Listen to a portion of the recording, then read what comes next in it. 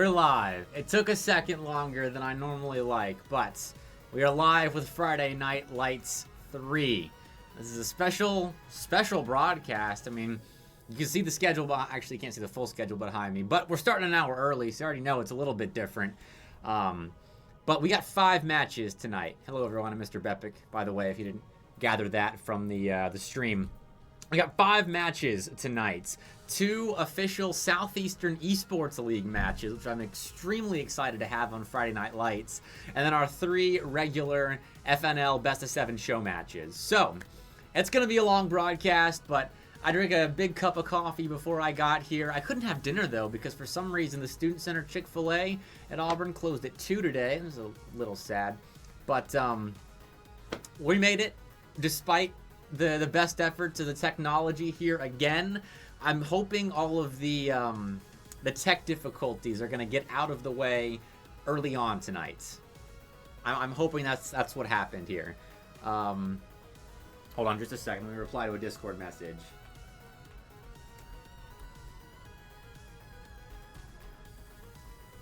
Sorry, double duty, as you all know, organizing and casting. So there's a lot going on in this room. So we should be getting underway in a second, thanks to the late start, because everyone's just about in the lobby. So I'm going to go ahead and talk about the first 2 teams we're going to get to watch on stream today. We have Maroon Tiger Gaming and Wake Forest. The 2 squads starting us off with an official Friday Night Lights match. This isn't one of the SEL matches, but Wake Forest does play in the SEL, so this is my first time getting to watch them. It's kind of a sneak preview of what they'll be able to do in that league. But Maroon Tiger Gaming, students of Morehouse College, but they go by Maroon Tiger Gaming, so eager to see what they can do. I got to meet a couple of them in person at an IGN and US Army esports event way back in April. So cool guys, excited to see what they can do. And I went out and found a team that's about evenly matched. I think this should be a pretty good series. Actually, every series tonight, the average rank of the teams playing pretty much dead even. So I think this is going to be it's going to be a long night of Friday Night Lights. 3 best of 7s, 2 best of 5s. So my voice is going to get a sizable workout, but you know, that's part of the fun. We'll just be chilling here, hanging out, watching Rocket League, having a good time, as we should be doing on a Friday night. But you see the schedule behind me as well. UAB hopping in against Georgia State in the next match. That's also an official Friday Night Lights series. And then South Carolina Garnet, 2 SEL matches. Louisiana Tech, oh, right there. And then they're playing UAH White after that. And then we got one last match at the end of the evening between UNA Purple and I knew I would forget this.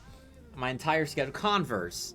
I did so well to almost remember the entire schedule off the top of my head, but I had to look. Sorry, Converse, if you guys are watching early on.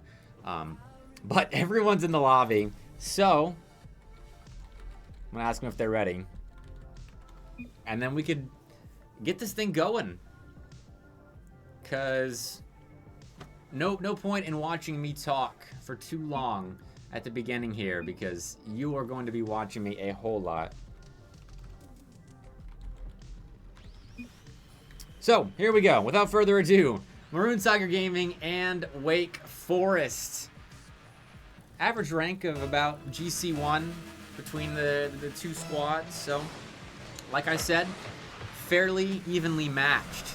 Wake Forest actually played 2 series this week in the SEL. Unfortunately, they are on the lower end of the seeding spectrum. So they lost both of those matches, but starting off on the right foot here. It's an early goal, just a center ball, little awkward on the goal line. Was MTG, and Malone just kind of swoops in, puts the ball in the net. So a good start for Wake Forest. Trying to look to keep that going off kickoff, but Alex, well, opted for boost over ball right there. So MTG again being forced back, and it's Seed that's going to be scoring the second goal for Wake Forest. It just doesn't quite look like Maroon Tiger Gaming is set just yet. Some awkward touches, some scatteredness on the goal line, and this is kind of what happens. You know, this is my 3rd Friday Night Lights. I've seen 6 series before this one for the show, and then this is kind of par for the course. Team starting off a little bit cold, but this is why I wanted to make it a best of 7. I wanted to get these squads as much time playing competitively against some decent matchups as I possibly could. So plenty of time to warm up. It's all right if you have a cold start in this one, which MTG, they seem to be settling in just a touch. They had a little bit of pressure there on the Wake Forest end, but Wake Forest did clear the zone. Now going right back to that back wall well, working from the goal line. Lono has to play from the corner here. Maybe looking for a double, forcing a miss off of the near post defender there, and that's really been where a lot of the problems have started for MTG. That near post defender is not getting touches that they need to. Right there. Malone flicks over lift. Causes a bit of problems, but that's a nice pinch out. MTG getting creative, finding some clears from their own end. A team pinch. Kickstart an offensive and gets them on the board. Cold Eclipse forcing Ethereus to make a tough save. It's a big block by the captain of this Wake Forest roster. Still MTG going after it and finding their first goal. Making it 2-1. And now we got ourselves a game. Just clean speed right there. Malone's on the goal line, flat-footed. Not much you can do. The timing was not great. Turning around just to see a ball right in your face. Even if you try to spam the jump buttons on your controller, it's not going to pan out. Opportunity to tie, actually. Ethereus was flat-footed there, but had a bit more time to react that time around, and MTG really after it. Very close to tying us up right there, but Wake Forest does get out. Looking for one another in transition. Passing play doesn't quite connect, but still building towards something. They were finding a lot of success when they were forcing MTG to play off their back foot on that back goal line. And here, not playing effectively enough. Lift no contact. Cold Eclipse. Just kind of bested there on the goal line. Tried to recover, tried to get back to it. Same with Lift, but not enough. So, Wake Forest, back to a 2-goal advantage. But I think this is the part of the series where we really settle in. We really get to see both sides on even footing and what they can do. Now, I should have asked this before the series started. I need to start putting pronunciations in the info form that I send out to teams, so I apologize to Lift or Lift. I'm not sure how to pronounce the name. So if someone in chat knows, please help me out. That goes for anyone, for that matter. If I'm ever pronouncing a player's name wrong, and you know it's wrong, feel free to correct me. Casters live to be corrected, and that's only half sarcastic. A little awkwardness at the midfield line gives MTG an out. Now Dracolics, the captain of this MTG team. I love watching how captains play in these types of series. Seeing if they're the ones leading the charge, or if that's just kind of a title that means that they're the ones scheduling matches and getting their team into lobbies like this. Because sometimes that's the case. They aren't quite the in-game leaders or mechanical leaders or anything like that. But they are a leader of some kind. Speaking of which, leadership there on the goal line. Dracolics stepping up, making a save, keeping Wake Forest just a 2-goal lead. But the deeper we get into these final 60 seconds, the bigger that 2-goal lead gets. It's a big opportunity to cut it down just a little bit. Passing play attempted by Maroon Tiger Gaming right there. Didn't work out, but another strong clear. Gonna put Ethereus in an awkward spot. Let's do a shot from Cold Eclipse, and off the corner. That shot goes, the rebound a little bit wide. Oh, and MTG couldn't find themselves back within one. That would have been massive. Still, they can cut this game down to just a goal lead for Wake Forest. Been so close to doing so a couple of times now, but Wake just barely getting out of some of these spots, and they're playing time now. This has to be a goal. Seeds going to force a 50-50 the other way, and Ethereus, oh, kind of had an open net right there, but doesn't matter too much. So, Wake Forest taking game one, and in dominant fashion at the beginning, but that was not a dominant game by them whatsoever. That 2-goal lead that they jumped out to early on really is what got them that game win. Because I mean, Maroon Tiger Gaming at the end of the game had more offensive possession than Wake Forest did. But the difference there, the fast start, as oftentimes it will be. But shots about even. I think 6-6 actually. Yeah, 6-6. Even there. So now that we don't see, well, I imagine now that we don't see Maroon Tiger Gaming looking that cold to start out the game, then it should be much closer, I figure. We're going to have some substitutions here. I think both sides actually have some subs they might put in at some point, but Malone is out and Aura is in for Wake Forest. They've got 2 substitutes. If I can navigate my way to their roster information, because I think we will likely see a couple of different compositions for Wake Forest tonight. Thankless is another player that Wake might be putting in, officially listed on the SEL roster page. So Aura is the player that I'm actually don't know about. So let's see how they do. Either way, into game 2. Wake Forest, the hot start in the series. But, you know, subs can change that. For better or for worse. Still looking good, though. Setting up opportunities to score and capping them off with those goals. Or off the back wall. Seeds forces 2 out.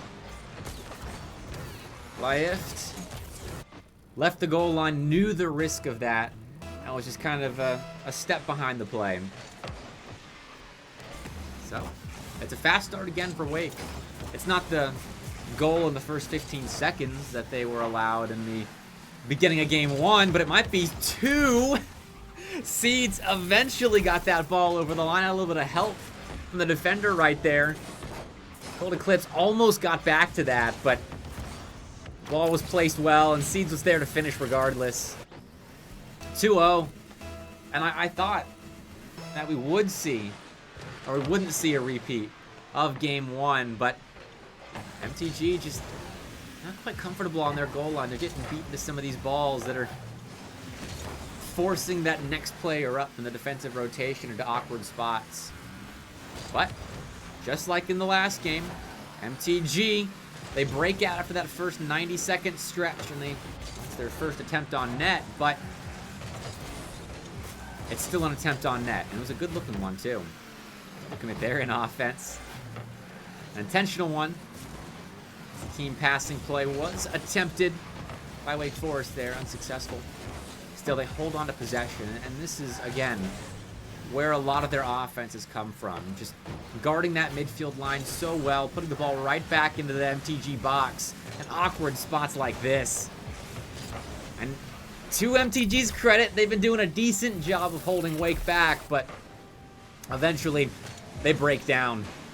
Right here, Cold Eclipse vacates the goal line, not playing patient enough, or having too much faith in their teammates up in the corner there. But it didn't work out. A 3-0 lead for Wake Forest to start us off. They're looking to add to it. Aura, chance to shoot. Dracolics demoed. Oh, my. Wake Forest kind of taking over here in game 2. What's up, Shady? I'm going to have to go Among Us there. I've never actually played Fortnite, but I have played Among Us. That's actually how I got into working in Rocket League. Interesting fact. It's a story for a different time, though. What's up, Louisiana Galaxy? Cheering on Wake Forest. I got a lot to cheer for right now, though. You're right. Malone isn't playing right now. They were subbed out after game 1. Wake's going for a couple different roster compositions tonight just to get the subs some playing experience. What your theory is, let me know at the beginning of the series, so I'm expecting it. I'm here for it.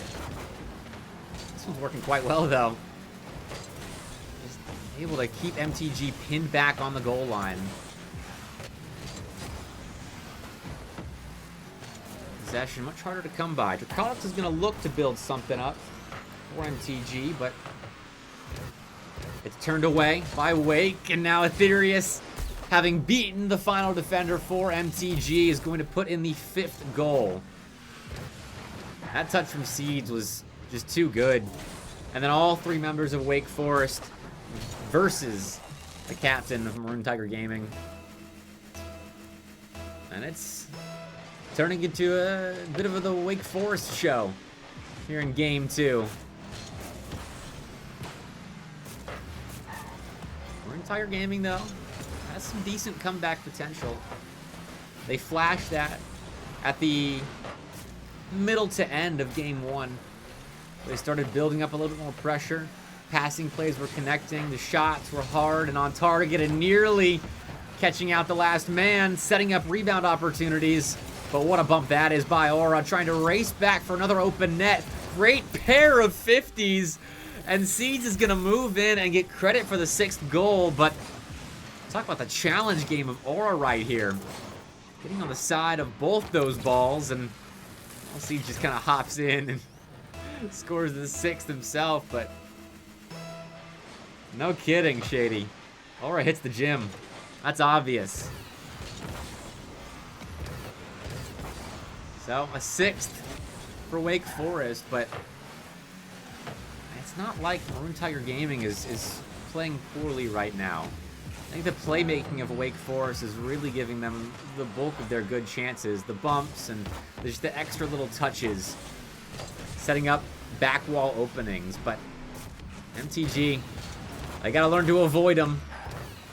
Read some of those back wall plays a little bit quicker. And transition. Put a little more venom on the shots. What? Still looking for passing plays. Still looking for ways out. On the back wall again, though. Wake Forest finding openings, and Aura's wreaking havoc on the goal line. Still leads to a Maroon Tiger Gaming out. Seeds avoids the bump. And now another open net. Put in by Dracolics. And that was a product, really, of MTG just getting aggressive right there. Trying to put physicality right back in the face of Wake Forest. I think it caught out for it. So, 7th goal. I don't mind. I like them trying out new strategies like that at the end of Game 2 here, seeing if they can catch Wake Forest out, if WF is going to be ready for plays like that. Are we having a go with an 8th? Not a team going to get one. Wake Forest finding Game 2. We've got another sub coming in. Kivo moving in for MTG. And that time, the shot totals were most certainly not even. 15-5 in favor of Wake Forest. MTG, they got some things to fix. Their defense just a little too stationary, I feel. Kivo, though, subbing in. And we'll see what kind of changes that brings.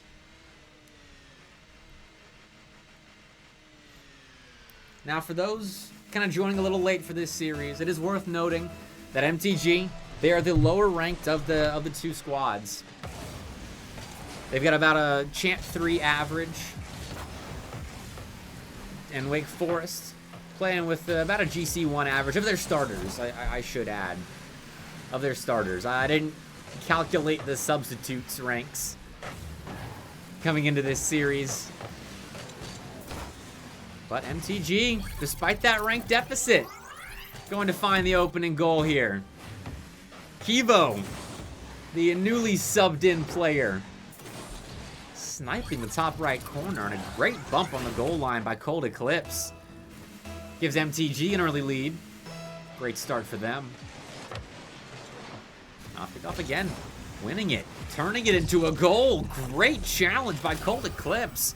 I was talking about the playmaking of Wake Forest in the last game, but right here, that wasn't even a 50. That was just a fake. Delayed the touch, and then used his side flip to score. Okay. This is more of what I was hoping for.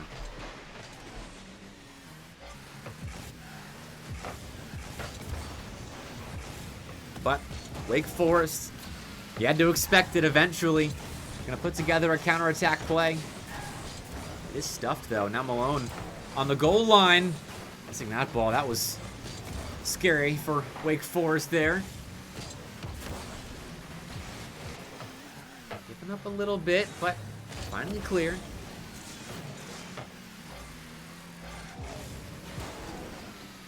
Or another miss. Running out of boost at an inopportune moment. Despite that, Wake Forest doing a good job of keeping the ball concentrated in the corner. So MTG can't do too much with it. All three members of Maroon Tiger Gaming linking up right there. Kivo trying to stay with it, but Wake Forest does take the ball away. And now, seems like they've settled in. Back trying to control the possession that they had in the previous game. It's kind of been taken away. That's creative, though, from Aura. I think that dunk's going in. Okay, no, it's too high, and Cold Eclipse rushes back, but what a dunk. But for sure that would be a goal. Might yet be. Ift. Save on the goal line. That's clutch for MTG. Thought for sure that was going to be 2-1. Wake Forest. It feels like they're slowly building. That's a nice bump. Thankless having subbed in. Malone back in as well. This composition for Wake Forest. Still just as threatening as the previous two. That's a nice beat by Aura. And then Cold Eclipse sucked out of the goal line and just couldn't quite get back in time. Over the head of the last man of MTG.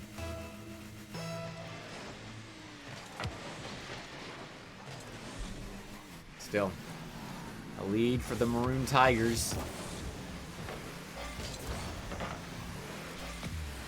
Cold Eclipse, again, beaten at midfield, but won a challenge before that, so splitting it. Wake Forest. That gives Kivo a little bit of space to get out. And now MTG, an opportunity to build up their offensive. The triple commit from Wake Forest. Should be a bit of an opening here. Kivo putting it center, Lief bailing out. Cold Eclipse waiting at the midfield line. Now it's just a matter of control for MTG. And for Wake Forest having to break down that control. They do quite well. Malone for the bump. No, just setting up Thankless for a finish that isn't even necessary. Beating the entire defense back to their goal line. Malone pops it over Lieft. And there you go. Louisiana. There's your Malone goal. Now, when the SEL was preparing for this season, we asked all the teams competing to send fun facts for us to talk about on broadcast. And Wake Forest only submitted one, but it's a pretty good one. And it's a pretty topical one with Malone scoring that equalizer. But apparently Malone, okay, doesn't just make huge saves on the goal line and score big goals, but he also does baseball analytics for the school, which I think is really cool. It's a neat thing to show off. So if I ever need a statistician on my stream, if Friday Night Lights ever grows that big, I think I know who I'm gonna call. Malone's still doing work right now, working through the corner, getting the ball center. And that near post was a weakness earlier for MTG, but they've shorted up. That's Kivo up for a double that they couldn't quite get a handle on. Now Aura beating Laif. That was the last player back for MTG. Now Kivo rotating in, bumping Aura off the play. That buys just enough time for MTG to settle in defensively. But Laif awkward. What a pass over to Thankless.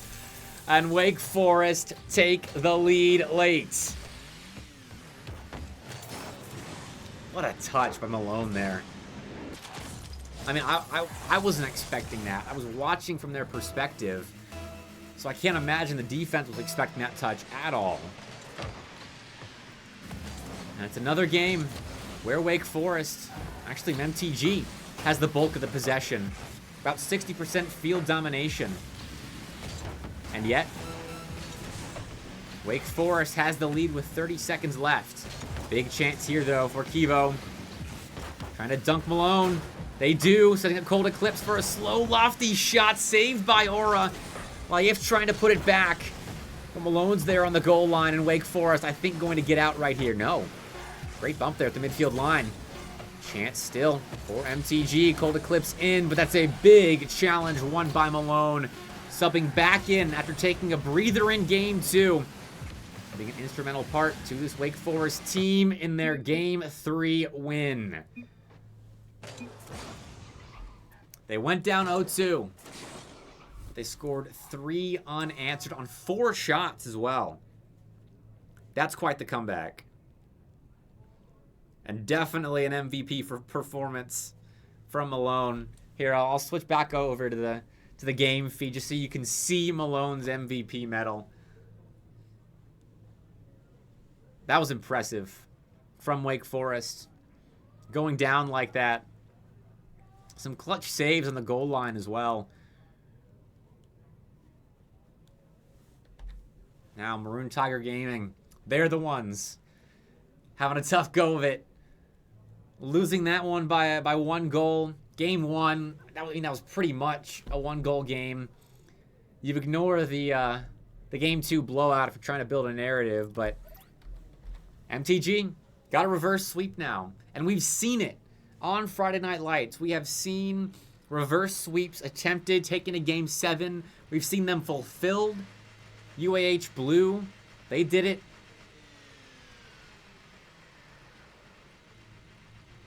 Now, can Maroon Tiger Gaming do it?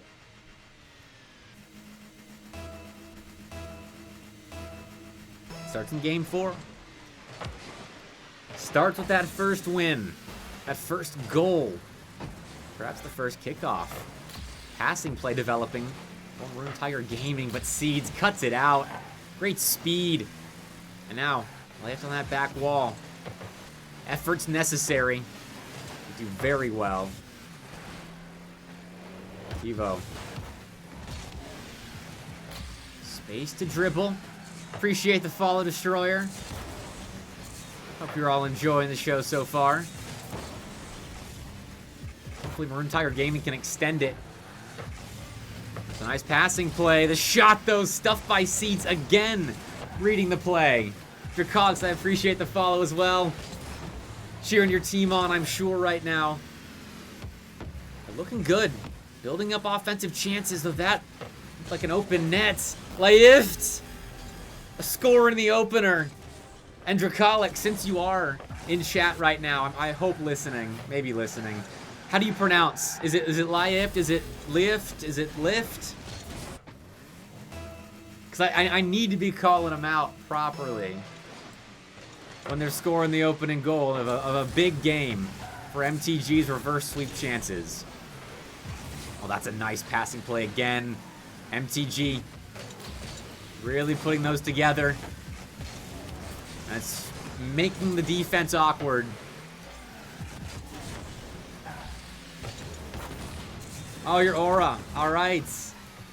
Gotcha. Well, I appreciate it. Nice work on the sub-ins. Both teams have had really good subs. Oh, but Wake Forest. They're going to be tying us up with seeds.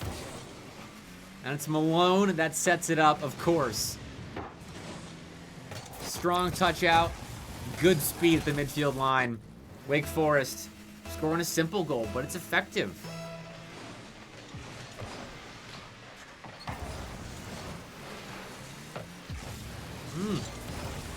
I missed there on the sidewall. I got worried for a second for Wake Forest. Well, I'm still worried for them. That's a big dunk by Cold Eclipse. But, double commit there. Going to find it clear. Or Wake. Thankless. Some fancy footwork there. And Seeds. Nice clear. That's an opening for Wake. Cold Eclipse is back. Untitled Gaming not getting caught out by these strong clears out of Wake Forest. In fact, both teams kind of playing back, respecting the ability to clear both sides.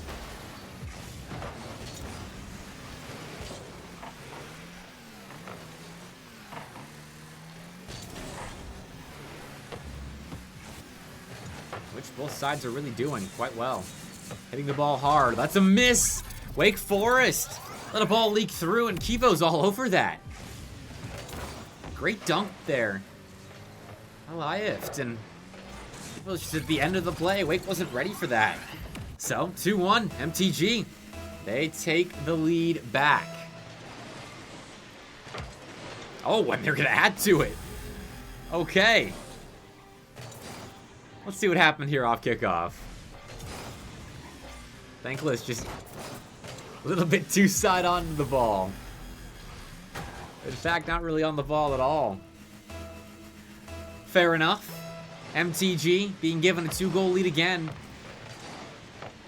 We'll see what they've learned from their mistakes of the last game. They did give up a 2-0 lead to start off the game.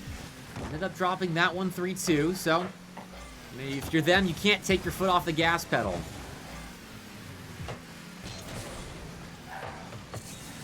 Make sure you're still connecting with those passing plays, playing it smart in defense. That was a little risky. Live gets the job done.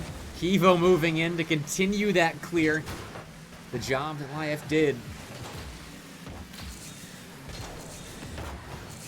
It's a short-lived offensive, but MTG setting up shop at the midfield line.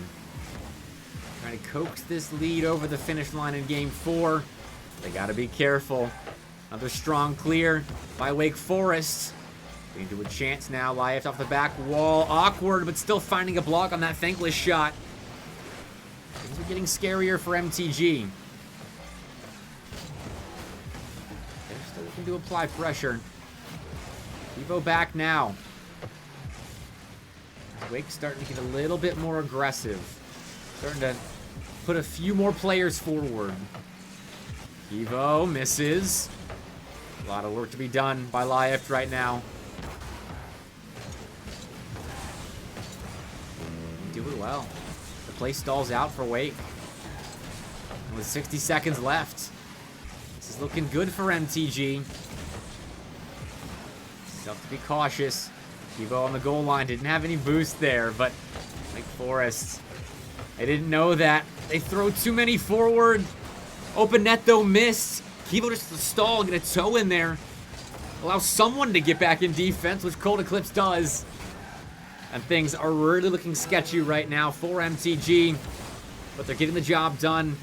They're just sticking the front bumpers of their Octanes into these plays. Interfering just enough so that Wake Forest can't capitalize on some of the openings. Seeds is trying to create his own opening. But Kivo reads the play well. Cold Eclipse. Couldn't win it in the corner, but MTG does enough to stall out that game and take their 2-goal lead to the bank.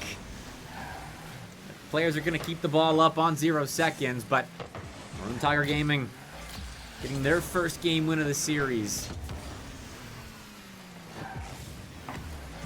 one more. Ah, that pesky ground getting in the way of too many potential 0-second goals.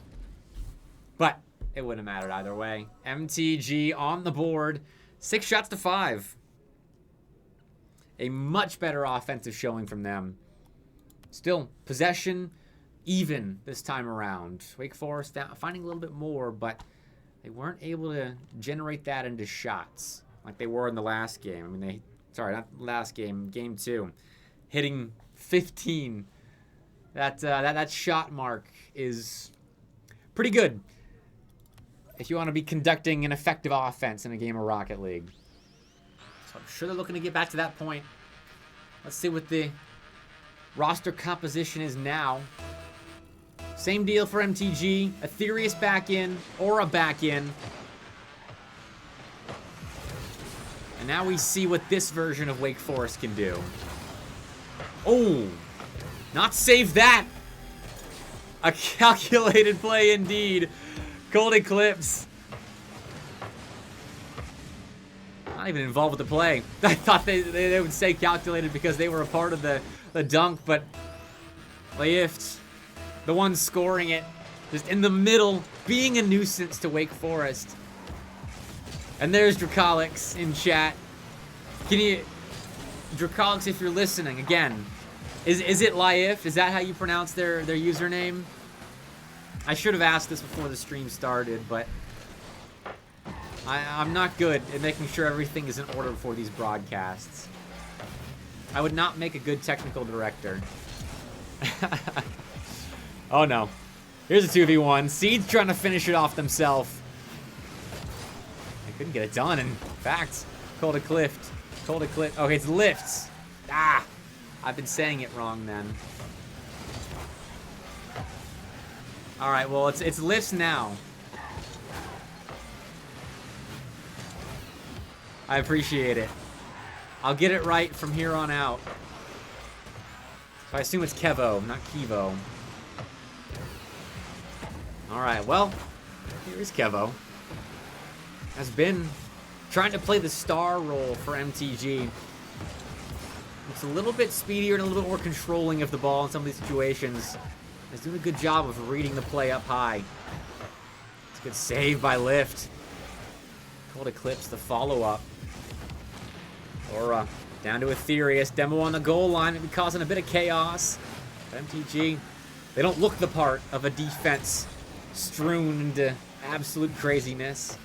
They seem composed right now. Back wall, though, is open. That allows a pass over to Aetherius. And that is a perfectly placed ball to tie us up once again. Great ball from Seeds. Down to the Wake Forest captain. That was perfect. Just traditional offense. Work your way through the corner. Set yourself up for an easy pass center.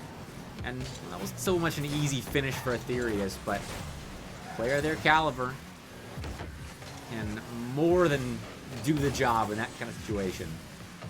Here we go again. Seeds going back to that same spot. They're taking it off the corner wall. Didn't have the back wall freedom that time around. Lift shut him down early on. So that means a clear for MTG, and it's talking chaos potentially on the MTG defensive end, but Wake Forest a little weird there. Get out of it though. MTG, I think, refueling in that play. Not playing too aggressive. Just focusing on maybe setting up their offense.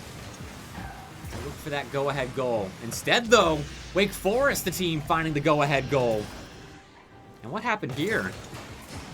Cold Eclipse, diving in as the third man back for MTG, and Kevo is just not back in time. Trying to rotate quickly, didn't have the boost to get to the goal line to save that shot, and so Wake Forest catching out Maroon Tiger Gaming. An important game 5. MTG trying to continue the reverse sweep hopes. But now if they're going to do that, they need at least a goal in the next 2 minutes. Oh dear. Perhaps 2 goals now. Kevo making his 3rd save of the game. MTG doing a good job holding Wake Forest back, securing boost, getting Kevo some space to work with. He was looking for lift there on the ground, but Wake Forest not allowing MTG to conduct their midfield offense whatsoever. These breakout plays are being shut down, and then this time around turned into a goal-scoring opportunity. Great speed by Aetherius there off the side wall. And now, a 2-goal lead for Wake Forest. They look keen on closing this thing out in 5.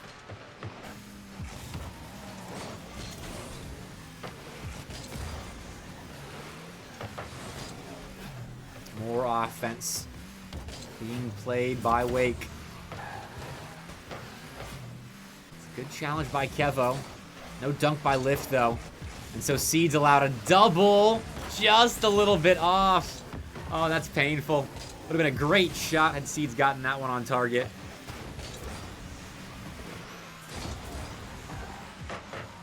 Kevo, big dunk.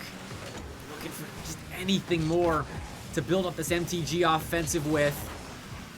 It's just not quite the same level of production. The Maroon Tiger Gaming offense here in Game 5. Aren't nearly as many passing plays. Though the bump play is still effective. That's the second goal for MTG. And that's going to keep things interesting here in the business end of Game 5. Great bump there by Kevo. And Cold Eclipse. A light touch on the ball, but it didn't matter. Just get it on target. And you're getting your team a chance here. With 45 left in Game 5. MTG needing to win this. They're going to stay alive in their first Friday Night Lights series. I gave them a tough opponent this week. But MTG's been doing quite well. Finding ways to stick around. Finding ways to be a nuisance to Wake Forest. Getting crowded in the Wake corner right now. Lift's gonna try and plug the ball center. Or though off the back wall beats Cold Eclipse. Kevo dunks Seeds. Now Aetherius on the back wall beating 2. Cold Eclipse, it's all up to you. Keeps it alive in offense. The ball though touching the ground. Oh, if it hadn't hit the ramp right there, I think we keep the 0-second play going. But such is Rocket League.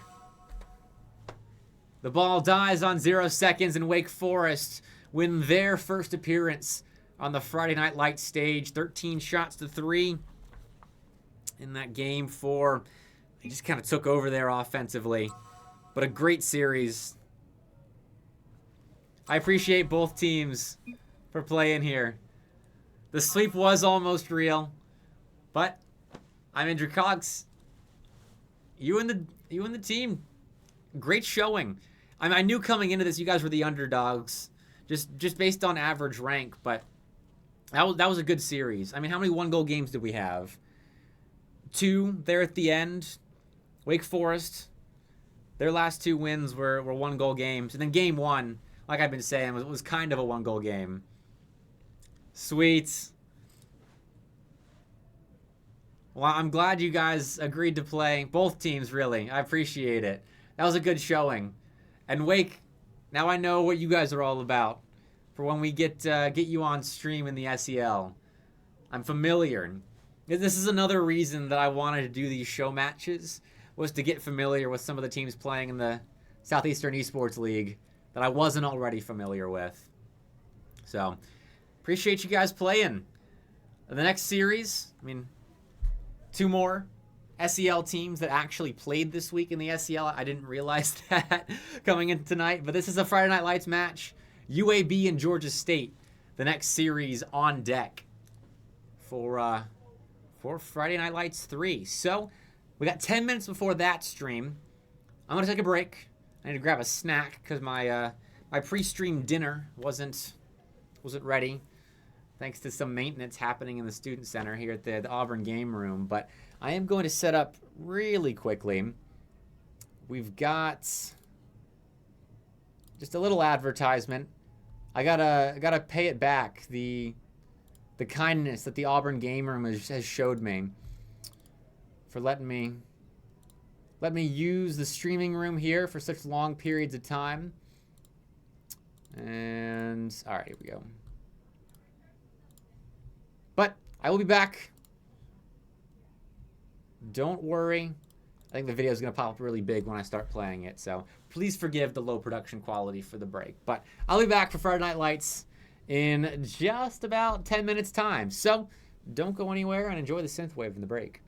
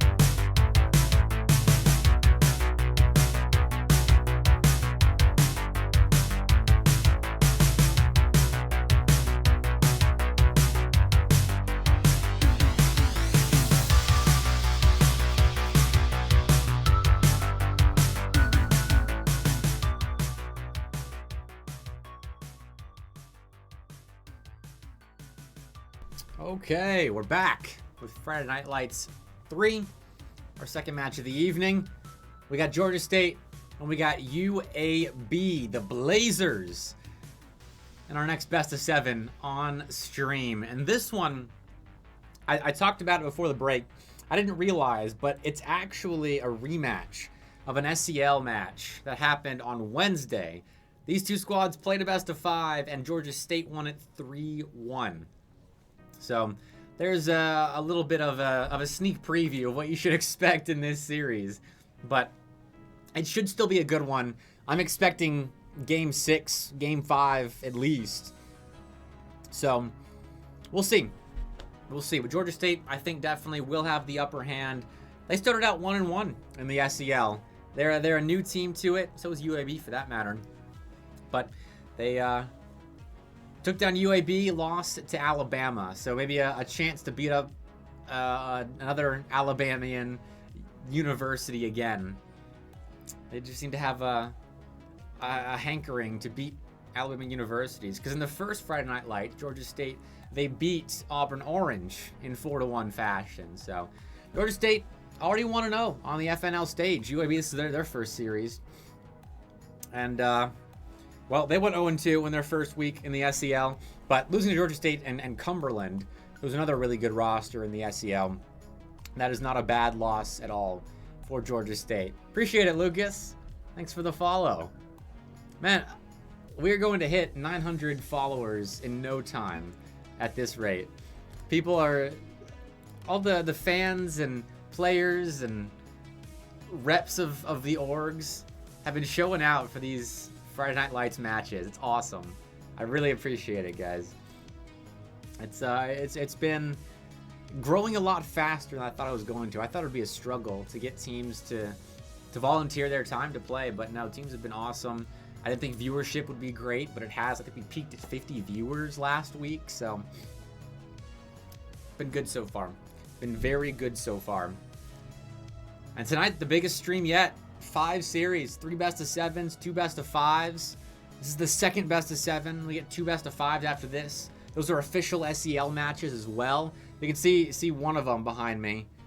USC Garnet and Louisiana Tech. Did it kind of out of order, but I can never remember which way is which on my preview camera. Like I said, I am not a professional producer. But I am very good at getting high quality Rocket League in front of people. And that's a strength that I will take any day of the week. Because I cannot wait for this UAB Georgia State match. Which we're just waiting on one team to hop in right now and we'll get this thing going. But I mean, the last series was pretty solid. Wake Forest taking it 4-1. MTG putting up a good fight. Really good fight. And here, I think it's an even closer match. Like I've been talking about. Georgia State and UAB, neighbors in terms of states, which in fact, I'm just now remembering, I had this cool map graphic. These are all the teams we got tonight, playing on Friday Night Lights. Check that out. I wanted to map out, because we have so many teams today, I wanted to map out where they all were across the Southeast. I mean, 9 teams across 5 states, playing 6 matches tonight. No, sorry. 5 matches tonight. We got Louisiana Tech on the left there, representing Louisiana. We got Wake Forest, who just played furthest north school up there in North Carolina. And then several South Carolina, Georgia, and Alabama schools. I combined the Maroon Tiger Gaming and Georgia State dot, since they're both in Atlanta. So you'll have to forgive me for only technically having 8 dots up there. But just so you have an idea of who all's playing in Friday Night Lights. Give me 1 second. Okay. Georgia State's got a player in an overtime game right now, so that's what the delay's about right now. So we'll give him a few minutes. Gotta win your ranked games. I'm not going to force a player to throw a ranked game to get to Friday Night Lights, and What on earth happened there? That was odd. Anyway. So that's what we're waiting on. The delay is. But how's everyone doing tonight? Who all stuck around from that last series? Who all's just now joining us? And what teams are you supporting? I've got the Twitch chat on my left monitor, and I love watching the support pour out for whichever team. Sometimes we'll have matches that it's like tons of fans from both rosters kind of going at it in chat, and then sometimes we'll have series like the last one for a little bit where there's just one person that's cheering on maybe one player on one of the two teams, and they just go nuts for them. I enjoy that too. Hi Justin, I love you too. Thanks for playing tonight. I don't know if you heard, but Georgia State is a guy in an overtime game right now, so I figure I'll let them be a little bit late, just so they don't have to forego that ranked MMR. Yeah, sorry about the delay, but that's the way Friday Night Lights goes. Gotta get them that MMR, and everyone's joining, so I appreciate it, Lucas. You too, Justin. Everyone's in though, so I'm gonna throw everything over to the gameplay. Let's get this thing started. I don't know if I don't know which player it was. I think it's either Shady or Monk that was in the ranked match, but that'll be a question for another time if they won or not. Here we go.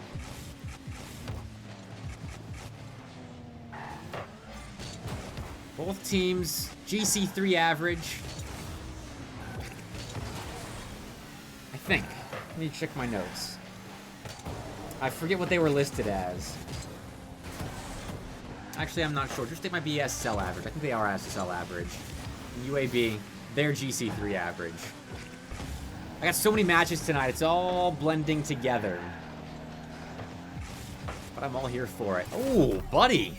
He just got pickpocketed. The UAB defense right there. Shady dunks. Takes the ball right off the hood and okay. Bread and butter. Butters hits that ball a little bit too hard. It's intercepted, and that's the opening goal. GSU on the board first. And Ant's back in chat. I love the Monk support from you, Ant.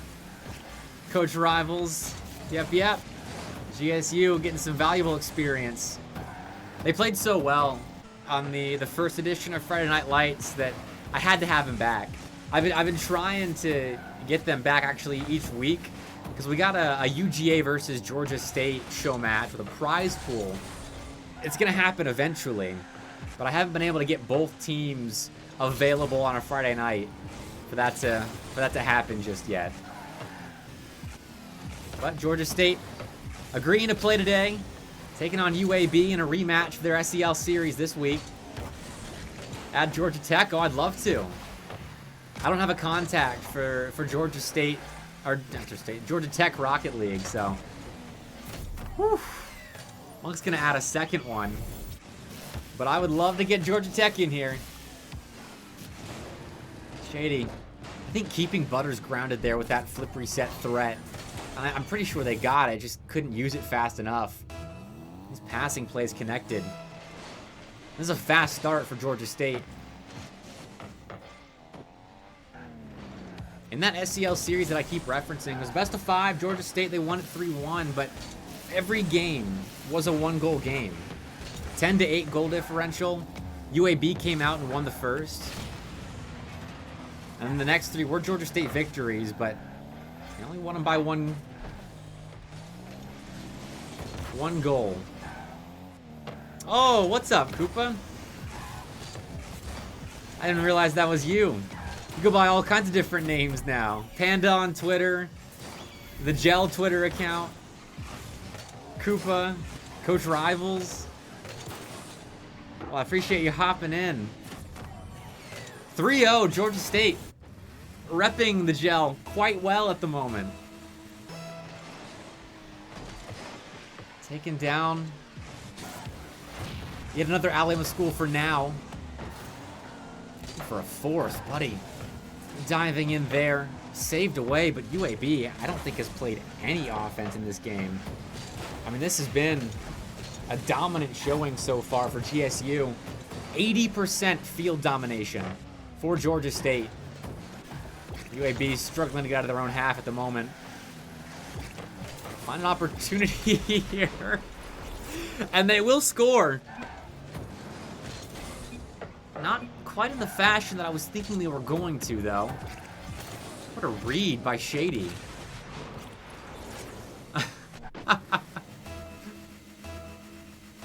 Okay.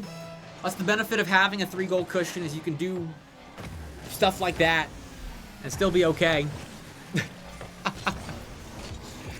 That's going to give UAB maybe an opening in this first game, though, as their offense starts to gain a little bit of steam.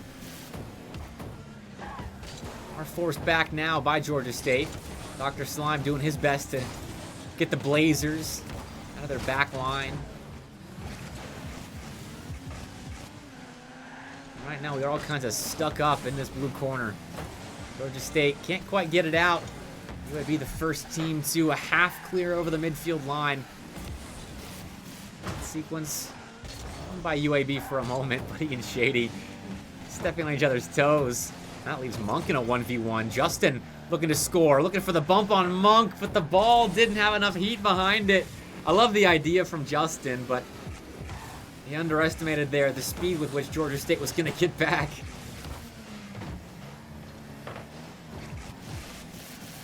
And now Justin taking the ball across the box.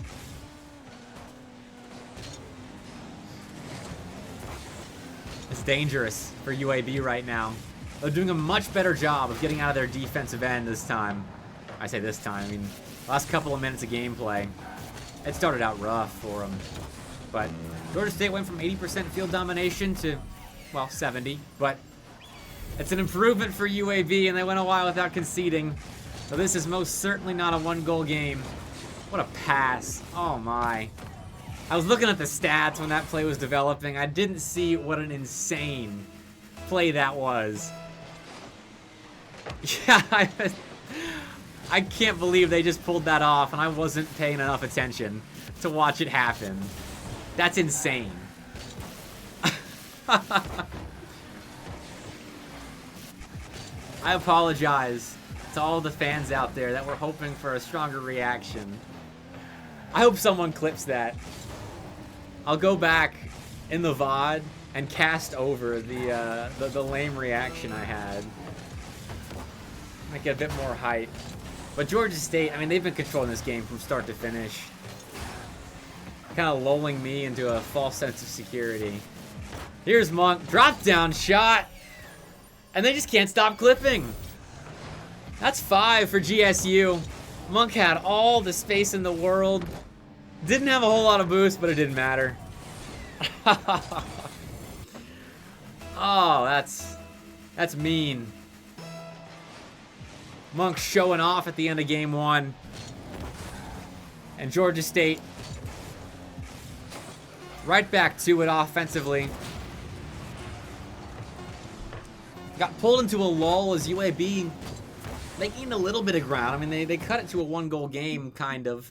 Shady had a hand in that, but they were at least putting together some offensive tries there in the middle of the game.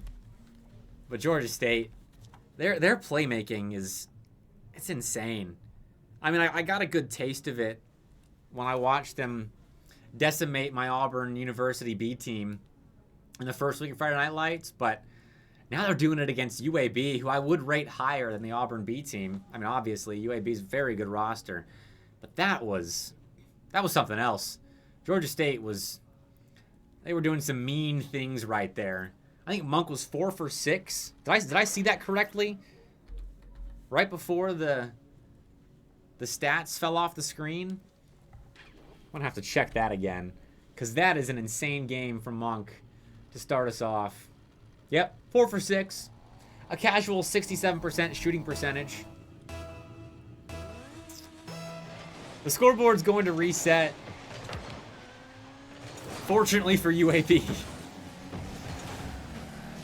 But now Georgia State have to do it all over again. And I wouldn't mind it.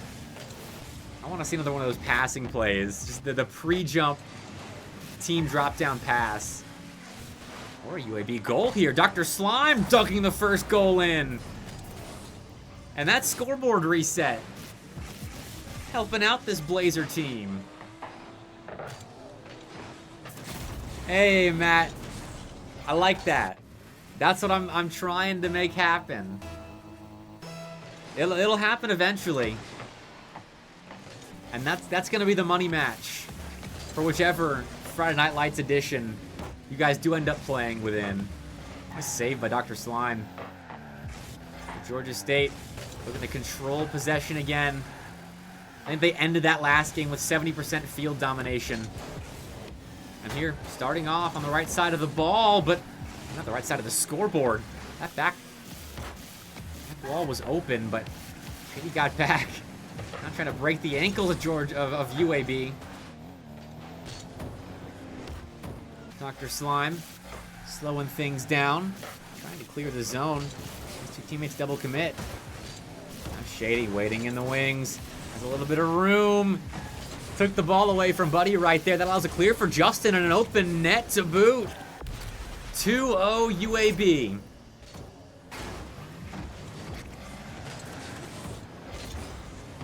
And not the start I was expecting at all. I mean, Georgia State still, they've played the first minute 12, 70% of it in the offensive zone. But UAB catching them out a couple of times here. Looking much better, much more composed on the offensive side. But Georgia State is going to hit back. 2-1.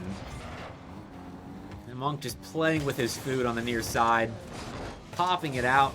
A headbutt of a pass over to Buddy. And a nice response by Georgia State.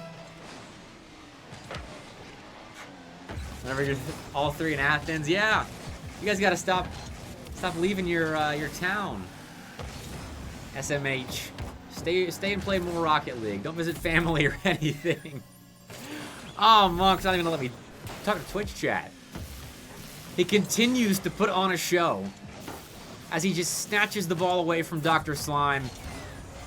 And the doc knows exactly where that ball is headed as soon as it's taken away off his car. 2-2. Georgia State have somehow closed the gap after UAB got out to a quick start. And I say somehow like I'm surprised that their offense is doing as much as it is right now. I know how potent this team is. And there's the third. Buddy's the one scoring it. The captain giving Georgia State the go-ahead goal. And you just can't give Buddy that much space. And I'm sure Justin knows that. Couldn't get there in time. And oh, if you're UAB right now, you gotta somehow respond to this. Shady with 100 boost. All the space in the world. Just get a flip, and Dr. Slime does shut it down. But UAB reeling.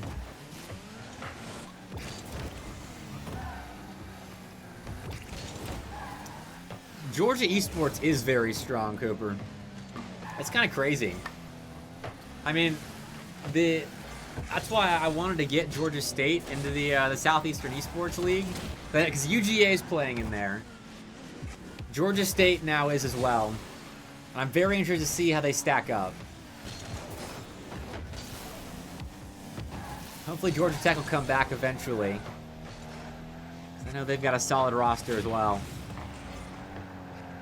Right now, Alabama Esports, they got to step up.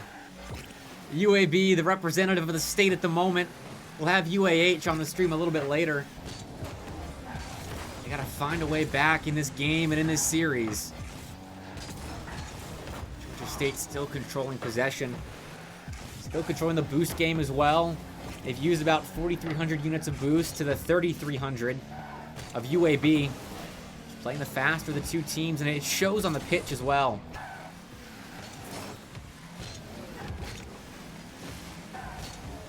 Justin, 0 boost. Picking up a pad, trying to get through Shady, who actually gives that ball over to Butters. A little scary there. UAB just looking for that one opening. Georgia State, I mean, they're not perfect. They're making the occasional mistake here and there, and that's how UAB's gotten a couple of goals in this series.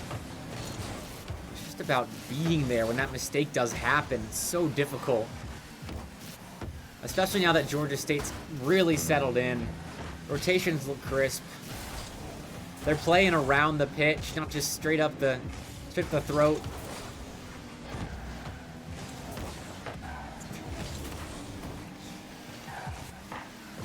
Melodic, the intense Georgia State fan in chat, I'm sure enjoying this.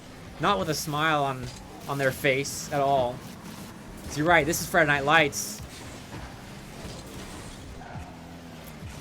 Doesn't get more high stakes than this.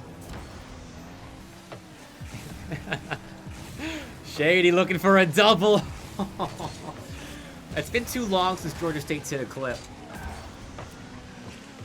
UAB's been preventing those plays. Those first-man challenges interfering with the space and opportunities that Georgia State's been getting from the midfield line. The Blazers are still in this thing on 0 seconds. That touch, though, I'm going to take that chance away. And Georgia State, down 0-2, storming back. Going up 3-2, securing the win. But that's a little bit more like what I was expecting out of this series. I thought it would be a lot closer than the Game 1 scoreline suggested. Maybe the shot tally suggested here. UAB's defense did a lot better there. I think they found a lot more ways to force Georgia State to think creatively about getting it done offensively. But there were the times where UAB's defense would be broken down. Just the boost totals weren't there. Georgia State's control of the midfield line was too strong. And that's what got Georgia State the win here. But UAB, if they can keep that up defensively, maybe upgrade a little bit more, find a couple more openings in offense, they're in this thing. It's a long laundry list. But that's how well Georgia State's playing right now. 2-0 in the series. A good chance off kickoff. Justin's going to put that near on target. A little bit too high, though. Shady taking that away from Buddy. But he's so good on the ball that I'm sure Buddy doesn't mind. Bread and butter. Going to shut it down. Not shut it down, but slow things down. As there was a demo on the UAB goal line that they had to buy time to recover from. As Georgia State setting up their offense. A boostless Monk, though. Going to be part of the reason that Georgia State retreats for a moment. UAB, though, couldn't establish themselves offensively, so back to their back line, and again, allowing a lot of space in the air. The shot from Monk was off, so the Blazers going to find a clear. Going right back the other way, into that blue half. UAB retreating. Georgia State connecting. Not quite scoring, though. The post helping out a bit as Buddy dents it. Rotate back. Interfering with that UAB counterattack. The on-the-ball control for Georgia State has got to be so frustrating for UAB to work with. I mean, it's not just Shady. I think Shady is the best at keeping the ball close, having the boost to make these plays happen, but the entirety of this Georgia State roster is so effective at taking the ball, and at the very least, taking a good-looking 50-50 with UAB. Turning to possession, turning it into goal-scoring chances that don't quite find the mark sometimes, but eventually Georgia State is going to be scoring here. They get the opening goal, but that ball hung on the goal line for so long right there. Monk getting the goal, adding to his stack of scores in just really 2 games and a half in this series.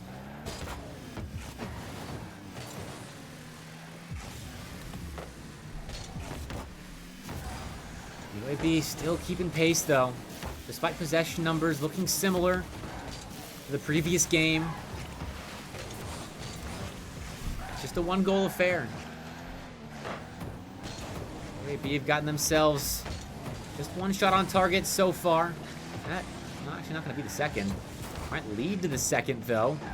They're slow rollers. So much is expended just to get the ball around the one or two Georgia State players playing in the face of UAB. So difficult.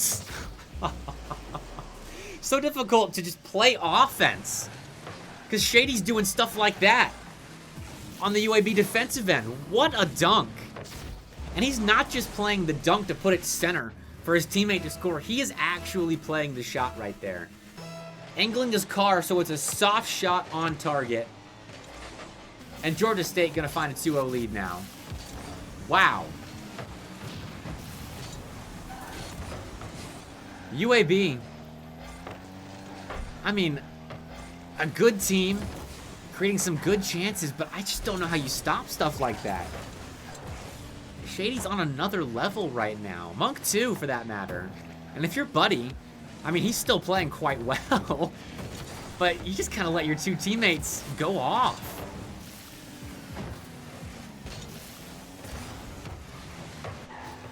Still, 2-goal game. It's a manageable situation for UAB, and that's been the state of everything except for game one. It's been manageable for the Blazers. Just gotta generate a couple more opportunities. Still just that one shot on target. This is an opportunity. Monk's alone in defense. He's gonna buy time. Justin, a chance to shoot, and he skies it. Oh, that was a moment. UAB, can they hold on to possession? No, Shady taking it out. Flippery sets. Enough to force the own goal. Dr. Slime, I think he ran out of boost right here. Didn't pick up that pad. Didn't know Justin was rotating back. And that's a tough one for UAB.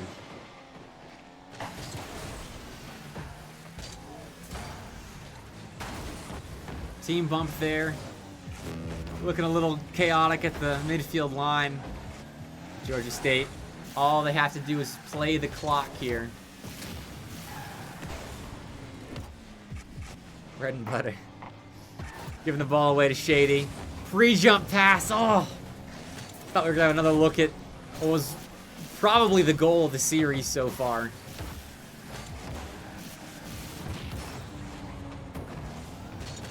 But Georgia State not going to turn it in. Sticking with their 3-goal lead at the moment.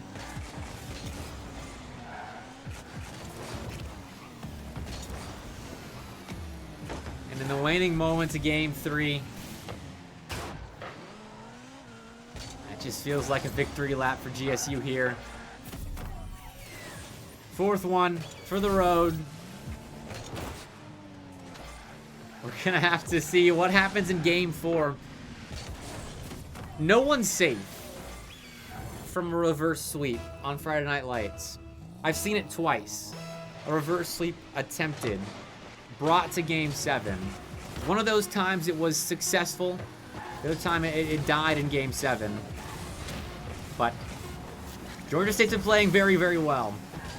But there's just something about this stage that I don't think any team is safe. And I'm curious. Uh-oh. UAB all left. All right, hold on a second. I'm going to have to... It's a best of 7.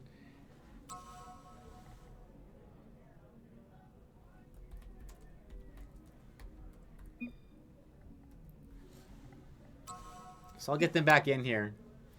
They will hopefully be back in just a second.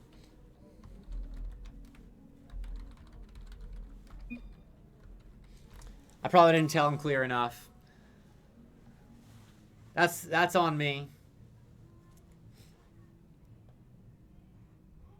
We've had a lot of new teams coming into Friday Night Lights this week, and I've done a poor job of communicating at times.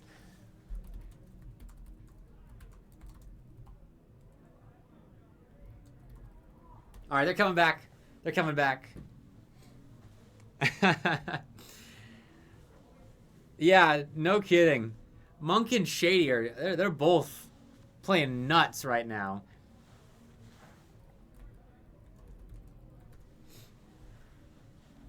But they're coming back. UAB. They're going to attempt the reverse sweep. Just Shady? All right, fair enough. Shady is nuts. But Monk's been playing really well as well. Like, not as flashy as Shady, but still. He's been incredibly productive. I'm going to pull up real fast. I want to see what exactly his numbers are. Yeah, Buddy's great too. I mean, in this series specifically, though, Monk and Shady have just been kind of allowed to play around. Let's see. Okay, Monk and Shady. Monk has 6 goals on 13 shots, plus 3 assists. Shady has 2 goals on 11 shots and 4 assists. And they both have a combined score of 1,400 across the 3 games. So they're both going off. Kind of unlocking each other. I mean, Buddy certainly playing his hand and unlocking his teammates as well. But Shady and Monk, here they go again. Setting up Buddy for a score. Returning the favor. Oh man, the server is dead.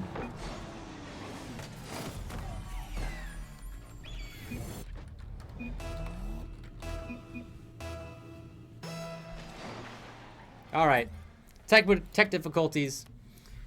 I knew things weren't going to go this smoothly all night.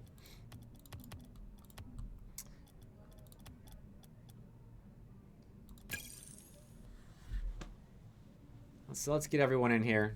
I'll turn the music back on for a sec, because I can't talk and do production stuff at the same time.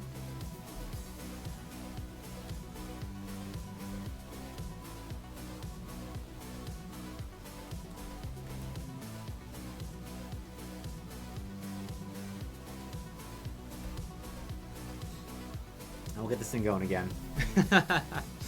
But opening goal for Georgia State. I don't know if they want to allow it or not. UAB. I'll leave it up to them, since it was everyone's ping kind of going crazy there. But, oh yeah, I definitely read the chat. In fact, I get most of my analytics from the Twitch chat. You guys are full of great information to share on stream. I steal most of my calls from Twitch chat too. In fact, I'm not even a real caster. I don't come up with any of my own material. It's all from Twitch chat. It's a source of wisdom that too many people leave untapped. You're originally a caster. Exactly. Alright. We're coming back in a sec. Just waiting on players to get back in, but Georgia State is still very much in the driver's seat here.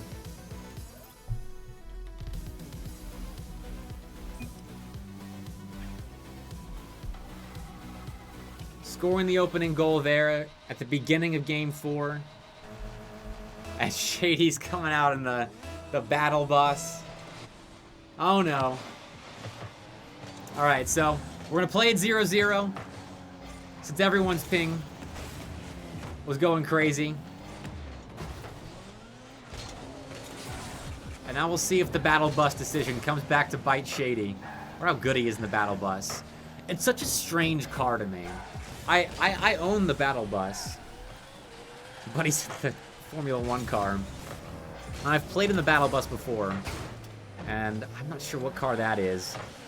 For as much Rocket League as I watch, my item and vehicle knowledge is so limited.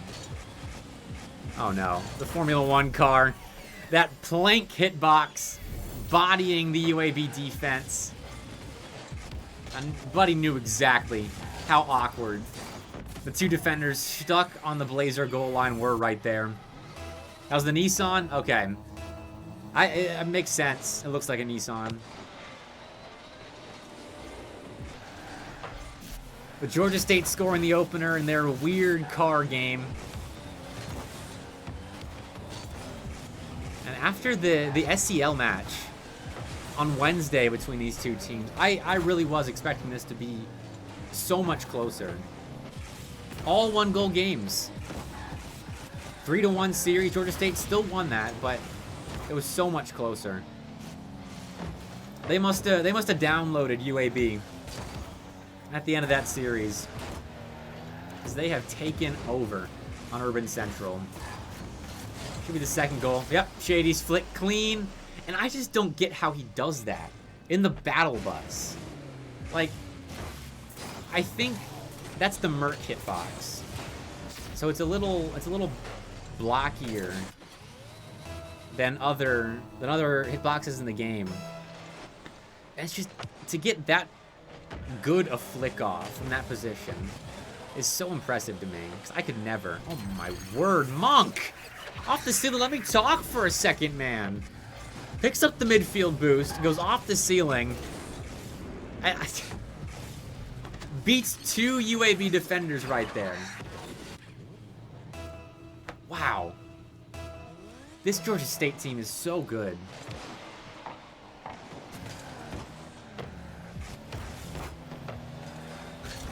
I'm just kind of in awe of that last play. Because these guys are hitting shots like this in these non-standard cars better than I could in an Octane or a Fennec. And sometimes you just gotta sit back and think, I will never be this good at this game. Any game for that matter. As these guys are at Rocket League. Man, Block, you gotta lay off Abby. I gotta let the UAB fans cheer, man. I like it in my Twitch chat.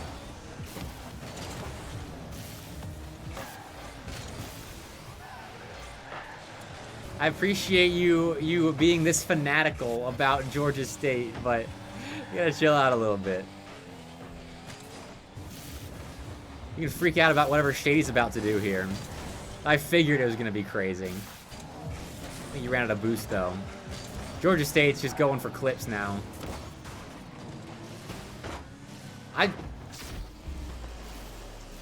I don't know. It's shading. Another double. Monk dunks Justin there off the back wall, and Shady's just up and down, just like that. You can't even blink, or you'll miss that play.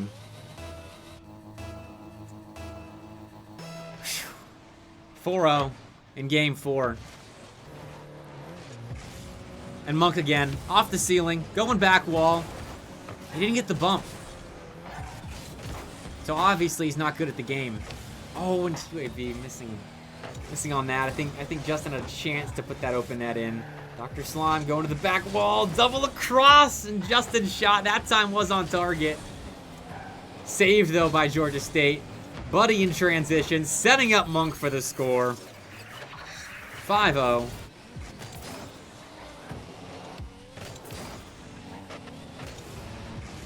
What's up, Leighton? So glad you can catch a broadcast live.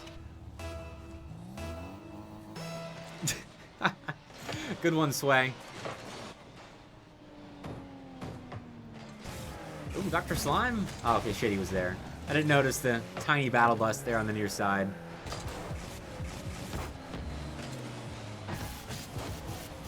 I'm thinking this one is going in the general direction of a sweep.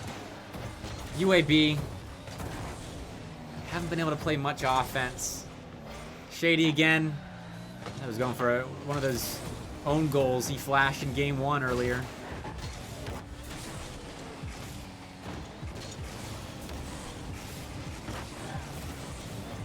No, we're just kind of taking this one to bed. The posture is fine, Cooper, don't worry. Watching what some of these guys are pulling off. I mean, I'm on the edge of my seat. If I were sitting down right here, I would be on the edge of my seat. Maybe my posture wouldn't be bad, but I'm kind of forced to have good posture standing while casting.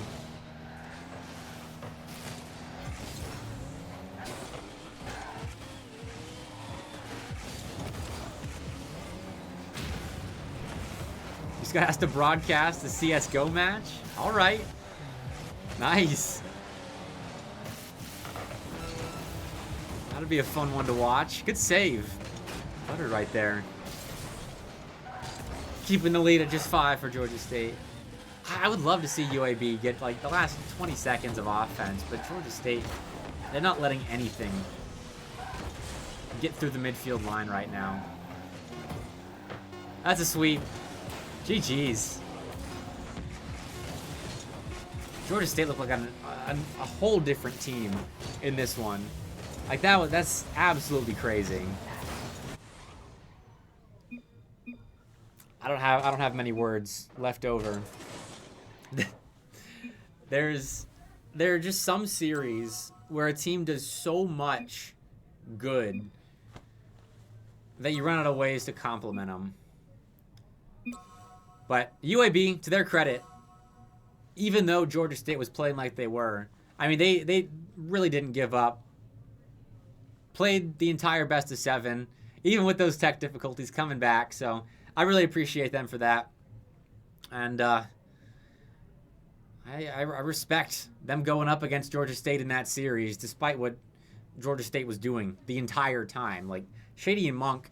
Let me get the final stat totals for that full series. All right, Shady had 4 goals, 4 assists on 19 shots. Monk had 8 goals, 5 assists on 17 shots. And then Buddy, just 5 goals and 2 assists on 10 shots. That's wild. That's an insane performance from Georgia State. But thanks to both teams for playing tonight. We've got, well, that was actually our second Friday Night Lights series of the broadcast. And now we get some official SEL matches. Southeastern Esports League Season 4 started on Wednesday. And these were some matches that got rescheduled. Only teams play on Wednesday, but these squads couldn't. And so they're playing on my stream tonight. University of South Carolina Garnet versus Louisiana Tech. I got the points backwards, but I appreciate it, Melodic. I appreciate the passion in chat tonight. Very serious for Friday Night Lights, as it should be. This is a very serious stream. You should definitely not tune in later after I'm 4 or 5 matches into casting tonight. Then it gets less serious. But GG's, guys. I'm going to take a break because I got a lot of casting to do tonight. But it's going to be a bit of a longer break. I'm going to roll some ads as well, so please forgive me. I just don't want people joining to get ads anymore. I always forget to do that. So I figured the series in between time is the best time to load you up on ads. So we'll be back. Louisiana Tech, South Carolina Garnet, playing in just a little bit. I appreciate you guys playing and watching and all of that. I mean, 23 viewers for a show match. I appreciate it. Thank you, Leighton. A little bit of water left. I'm going to have to grab some more as well.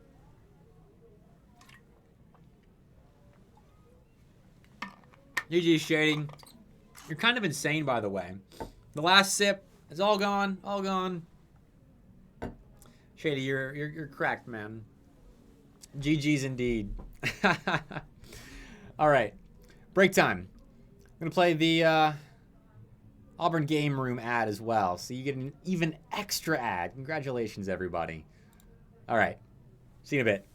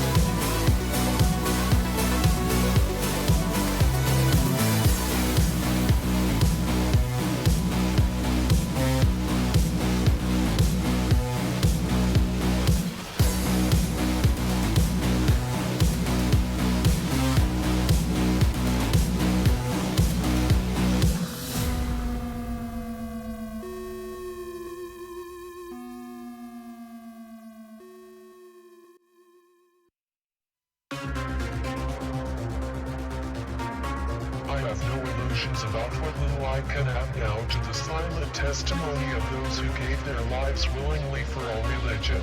Words are even more feeble on this day, for the sight before us is that of a strong and good nation that stands in silence and remembers those who were loved, and who in return, loved their religion enough to die for them.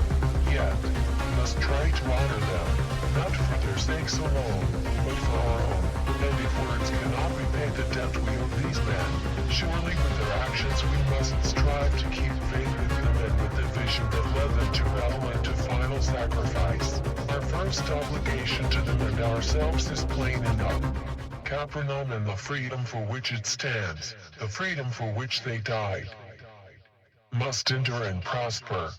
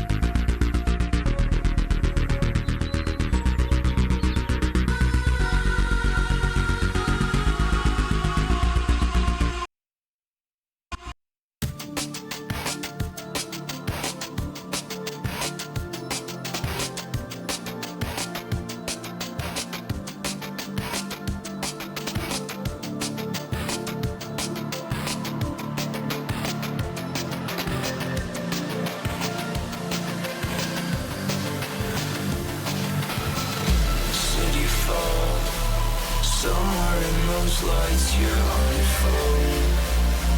I should have known. Saw you cold, wonder why you try. I'm still alone. You're on your own. Disconnected, don't know why we fell apart. The feeling sets in, but only after dark.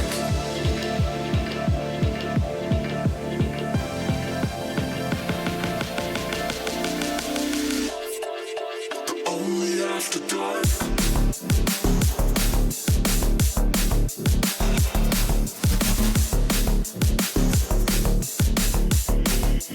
Only after dark.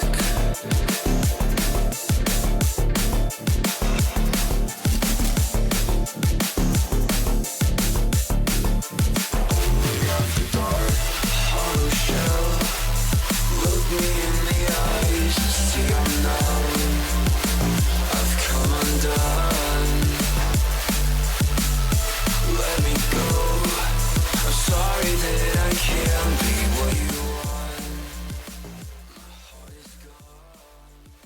All right, welcome back. Sorry for the delay. I realized at the last second that I didn't have an SEL logo on my graphics because this is an official Southeastern Esports League Season 4 match we're about to watch. 2, in fact. We get a double header of the University of South Carolina Garnet B team taking on Louisiana Tech first, and then UAH Whites. They're the UAH B team in 2 editions of Pool 2 play for the SEL. So very excited to get to see 2 of these teams play for the first time. I haven't gotten to watch Garnet play, and I haven't gotten to watch Louisiana Tech play.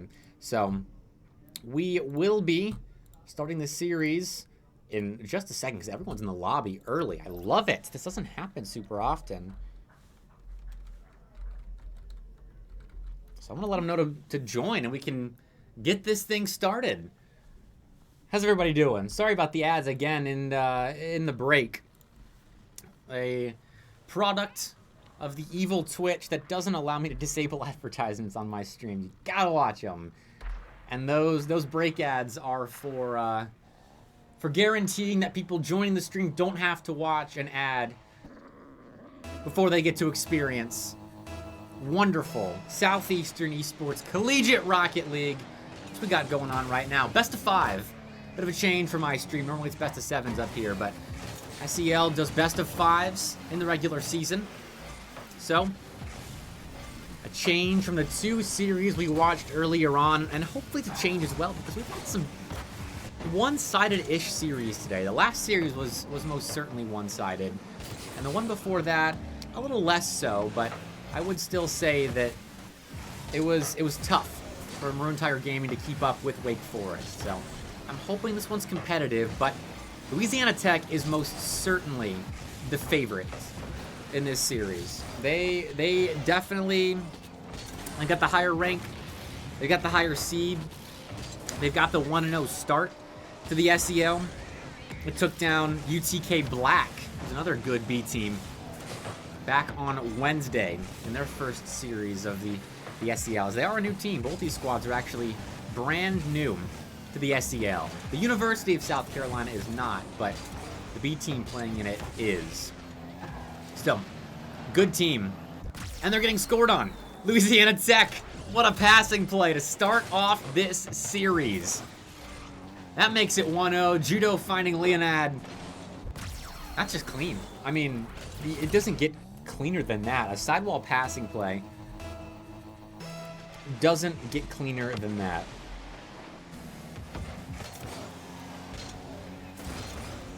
So 1-0, Louisiana Tech finding themselves in front first. But this South Carolina Garnet roster, they're up there. I mean, team average, GC3. Me saying that the underdogs in this series does not mean that they are a bad team whatsoever. I still expect it to be a tight one.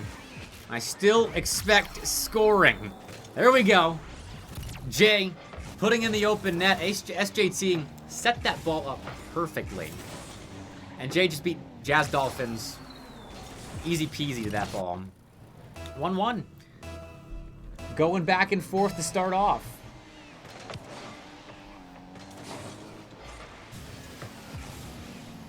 Nice challenge by Jay.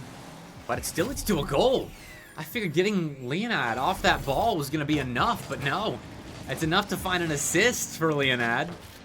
As Jazz Dolphins, there for the finish. And the slow shot is perfect. And that car is very, very pink. I respect the brand. A Jazz Dolphin, I would just imagine as being a pink dolphin. And wow, Jazz Dolphins with 2 goals back to back. Taking a 50, hard 50 off the sidewall, and then Judo demoing the next challenger up for South Carolina. That's a great play. That's not a goal if the demo doesn't happen. And it's not like Judo was playing a demo that they knew would turn into a goal. They were playing a demo that they were hoping more than likely would get possession. But I'll move on to the next play. USC Garnet going to make it 3-2. Missed there from Leonid, leaves Judo in a really awful position. No boost. Turnip has a free lane to shoot. Free ability to pick their spot to score. And they do. 3-2, 1-goal game again. South Carolina Garnet, can they cut the lead down completely though? That's what they couldn't do earlier for La Tech. They had a 2-goal lead once again.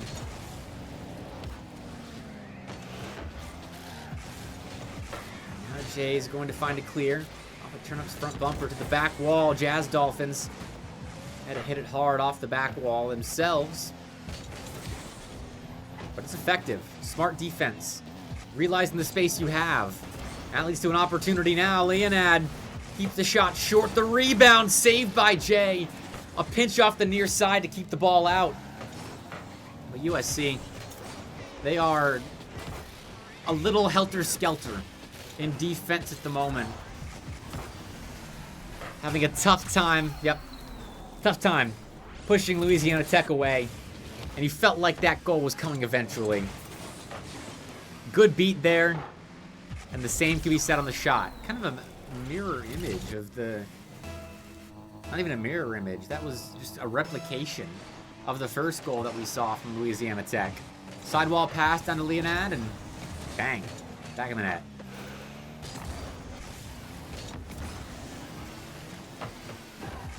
Turnip has to make a tough save, and Jay has to get back quickly to make sure the save wasn't in vain.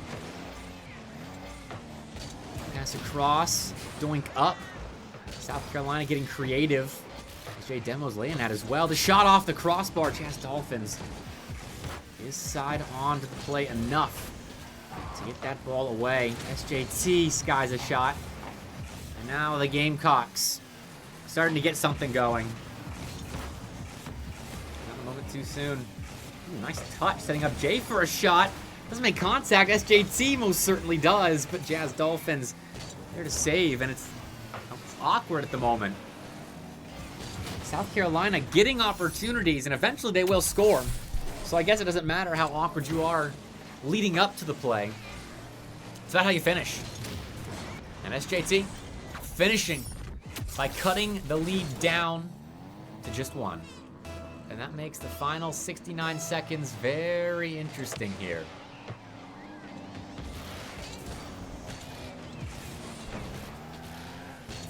Gamecocks started off a little slow.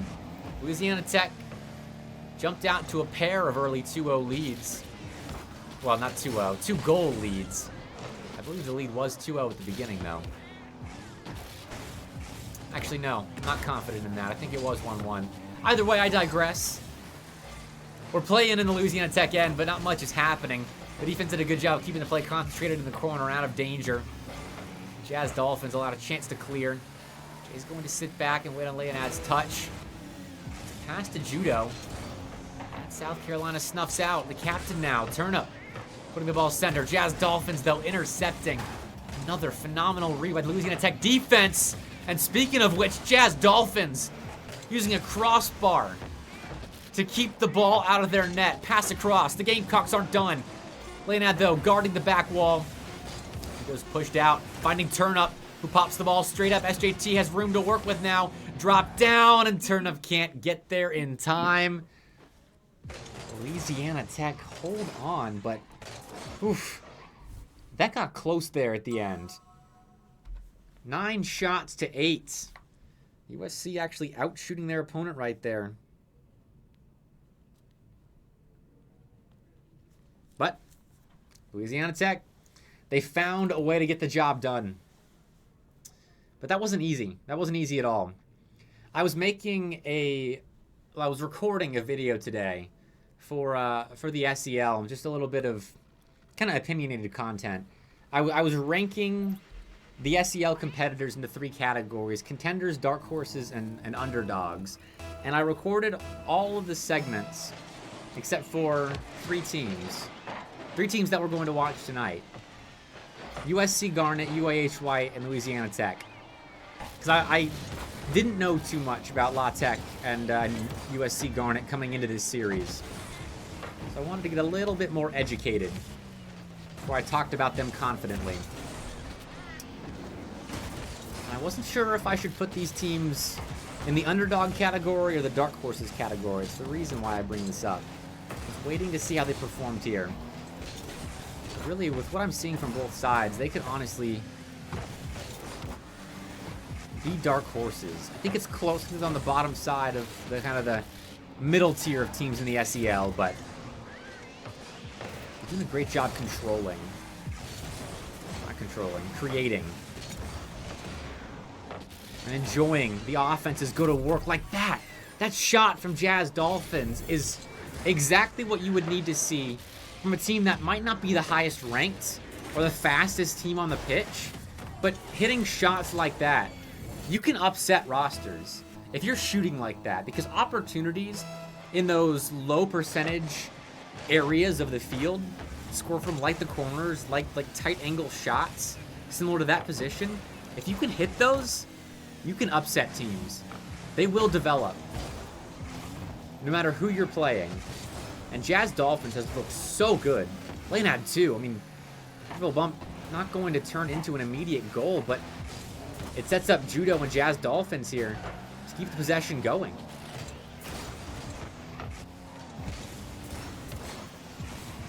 That's great speed from Leonad. SJT going to break out though. Had turned to extend the play.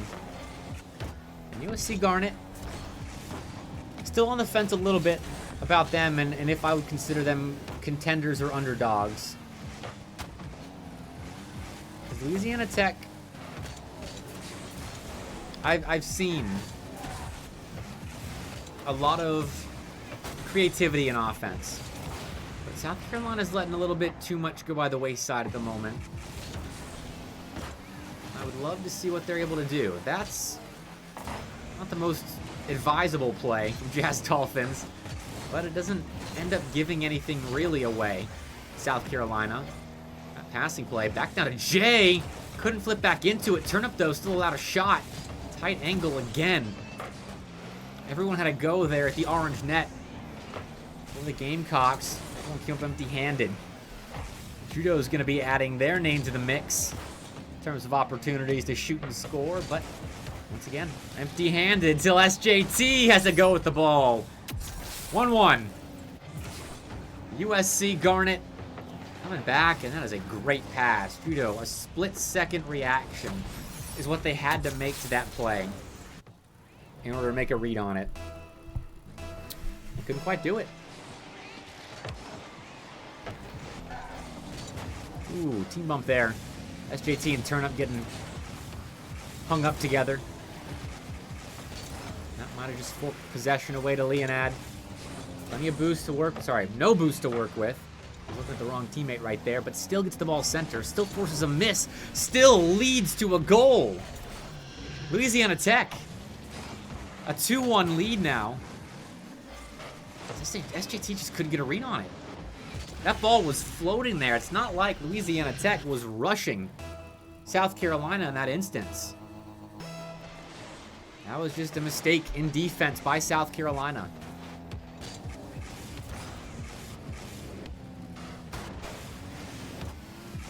So, they have to climb out of a hole once again. JT trying to make up for that mistake. Sticking with the ball. Flip reset. Over Leonad. He's to Jay. Getting the ball off the back wall alongside Jazz Dolphins. And it leads to turn up, tying us up. Maybe an ill-advised 50-50 right there. Jazz Dolphins, I'm sure, knew the risk that they were taking with that side-on 50-50. But it leads to a goal for USC, though, off kickoff. Louisiana Tech having a go at grabbing the lead right back. It continues. Leonad, back wall, drop-down shot. It's good. What a shot by Leonad. Didn't exactly have the most space in the world, but they made the most with what they were given. That's an insane goal. Someone clip that, please.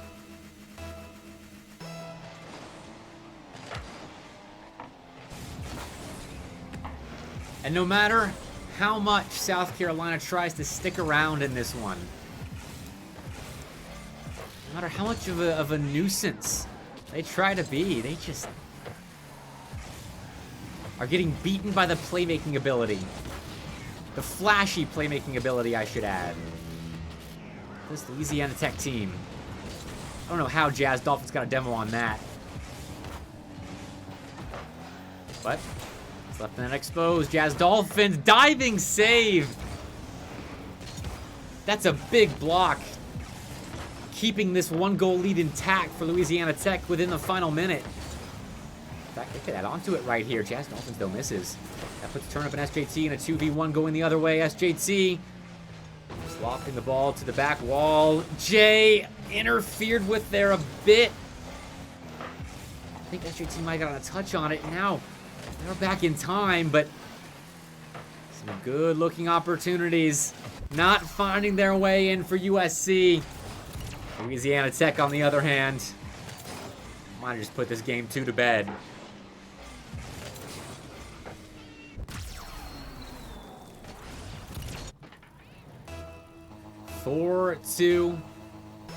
We're going to have to see some magic right now from the South Carolina B team. Lest they start off their SEL season with a loss. Or reverse sweep. I don't know why I was talking like we were in game 3 right now. All right. No magic.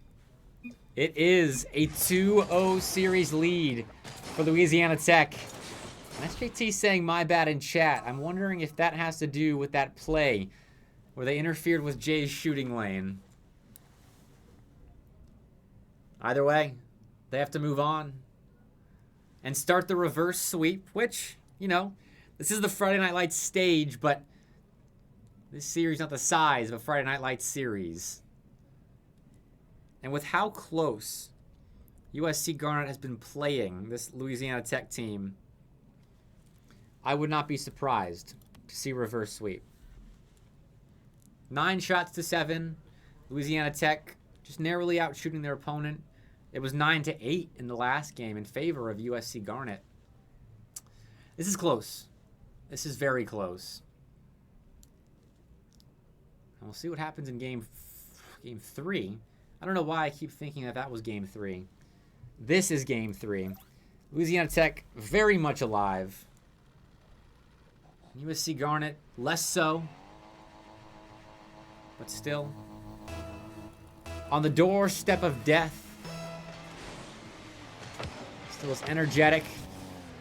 And as close to maybe stealing some life back as they were at the start of this series. Here comes Jay. Contesting Jazz Dolphins. But Jazz wins out. Their challenge game has been impressive here.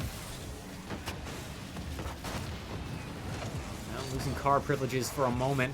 SJT actually having to rush back. That net's open. Judo scaring me there. That was a tough ball to put on the already on-target shot. They do it. Nicely done. That's impressive. Good card control, Judo. Despite the mini heart attack that you gave me. I should have trusted, though. That's my fault. Louisiana Tech out to an early lead again. Now Leonad. Is their pass intercepted? Jay on target shot, but Judo just hung back. That's just not quite what the doctor ordered for USC Garnet. This might be, though. Judo again on the goal line making a play. SJT, back to Jay, back to turn up, saved by Leonad. Ah, the diving saves from Louisiana Tech are really what have been impressing me the most in this series. It's not the offense that they've been playing, because it's the time of possession really is not that far in their favor. But the stops they've been making on the goal line to keep these one-goal leads intact are incredibly impressive. And sure, it's against a middle-of-the-table team in USC Garnet, but to be making those plays is still important. You still have to find ways to win games, and that's how you do it. Those diving saves where you might not make that extra touch. Or the shot that you probably shouldn't have got off, but you scored on it anyway. Getting those leads in tight games, tight series, critical to success in a long-term league like the SEL is. Nice demo there. Oh, turn up missing, though. Jazz Dolphins passing to no one. Leonad got zoned off by Turnup, who lost their life for a moment. Judo in a 1v1. Over the back wall. Over the crossbar, rather. Doesn't end up panning out, though, so... The missed call, not a big deal. Hopefully you can all forgive me for that one. Louisiana Tech, though, they are cooking right now. So much pressure. So many attempts on that blue net, and finally, they are going to break through. And actually, that was just their second shot on target, so I'll take back my statement of so many attempts on net. Just a lot of pressure. Going corner to corner. And scoring on their second shot of the game. More demos. That's the third found by Louisiana Tech. Kind of matching USC in that department, as the Gamecocks have had 4 demos in this game. There's another one. And there's a third for Louisiana Tech. That explosive strategy is not panning out for South Carolina at the moment.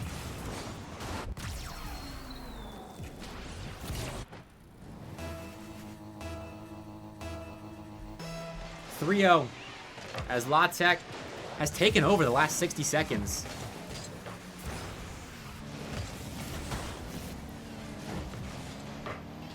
So Jazz Dolphins going to keep it going. Why not? Ride the wave of momentum. Don't give any kind of hope to South Carolina here. Louisiana Tech on the precipice of a sweep. Starting out 2-0 in the SEL. Winning against some quality B teams. I mean, there aren't too many B teams in the SEL this season, thanks to how many good schools we have playing. But the B teams we do have, oh, they can run with the best of them. What a shot from SJT here. Judo was on the near post, kind of. And that's the only shot that would have gotten past them. Because with how SJT was positioned, that was really the only shot they could get. But the play was made. And like I've been talking about, finding ways to make plays in close games like this, critical. And that play wasn't made in a close game. It was a 3-0 scoreline in favor of Louisiana Tech, but now it's manageable. Just a 2-goal deficit heading into the final 75 seconds of the game. There is life yet for South Carolina.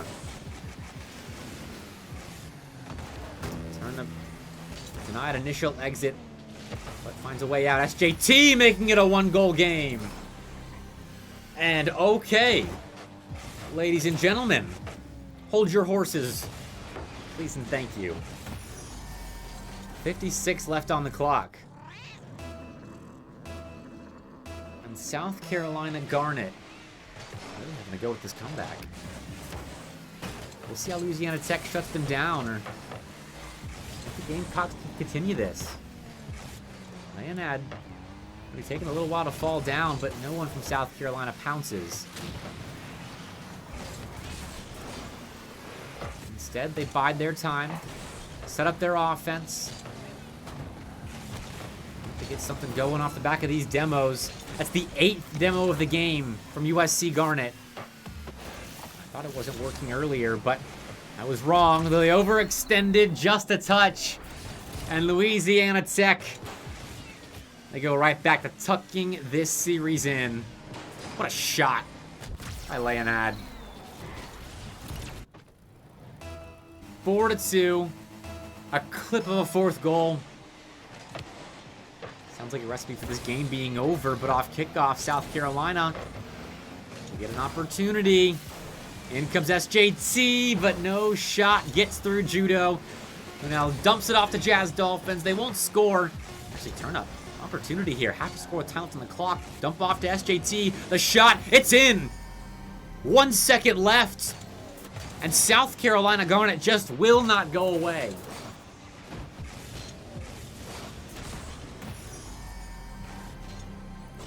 Continue to keep those horses steadfast. Don't let them move just yet. The ball is up, off kickoff. Sent deep into South Carolina territory, but SJT will keep the ball up for Jazz Dolphins to score. And that's the series, ladies and gentlemen. Louisiana Tech sweep South Carolina Garnet, but it was not for lack of a presence of this Gamecocks team. That was a tight series. All 1-goal games. I'm not going to count that 0-second goal for Louisiana Tech because I like when narratives can be built somewhat creatively by casters. So I'm going to say that was 3 1-goal games because it essentially was. If you count 0 seconds as extra time, I don't know. That's a discussion for another time, perhaps. That was a fast one. The next series isn't for another 37 minutes. So I'm not sure what to do in the meantime. Actually, I am sure what to do in the meantime. So those of you that follow me very closely will know that I occasionally do interviews with interesting folks in the Rocket League scene. Bring you in. Actually, Cats, it's funny you say that. We have so much time left that I was going to play the interview you and I did. Like that's what I was building towards. So you are getting brought in. Unless you want to cast the next series.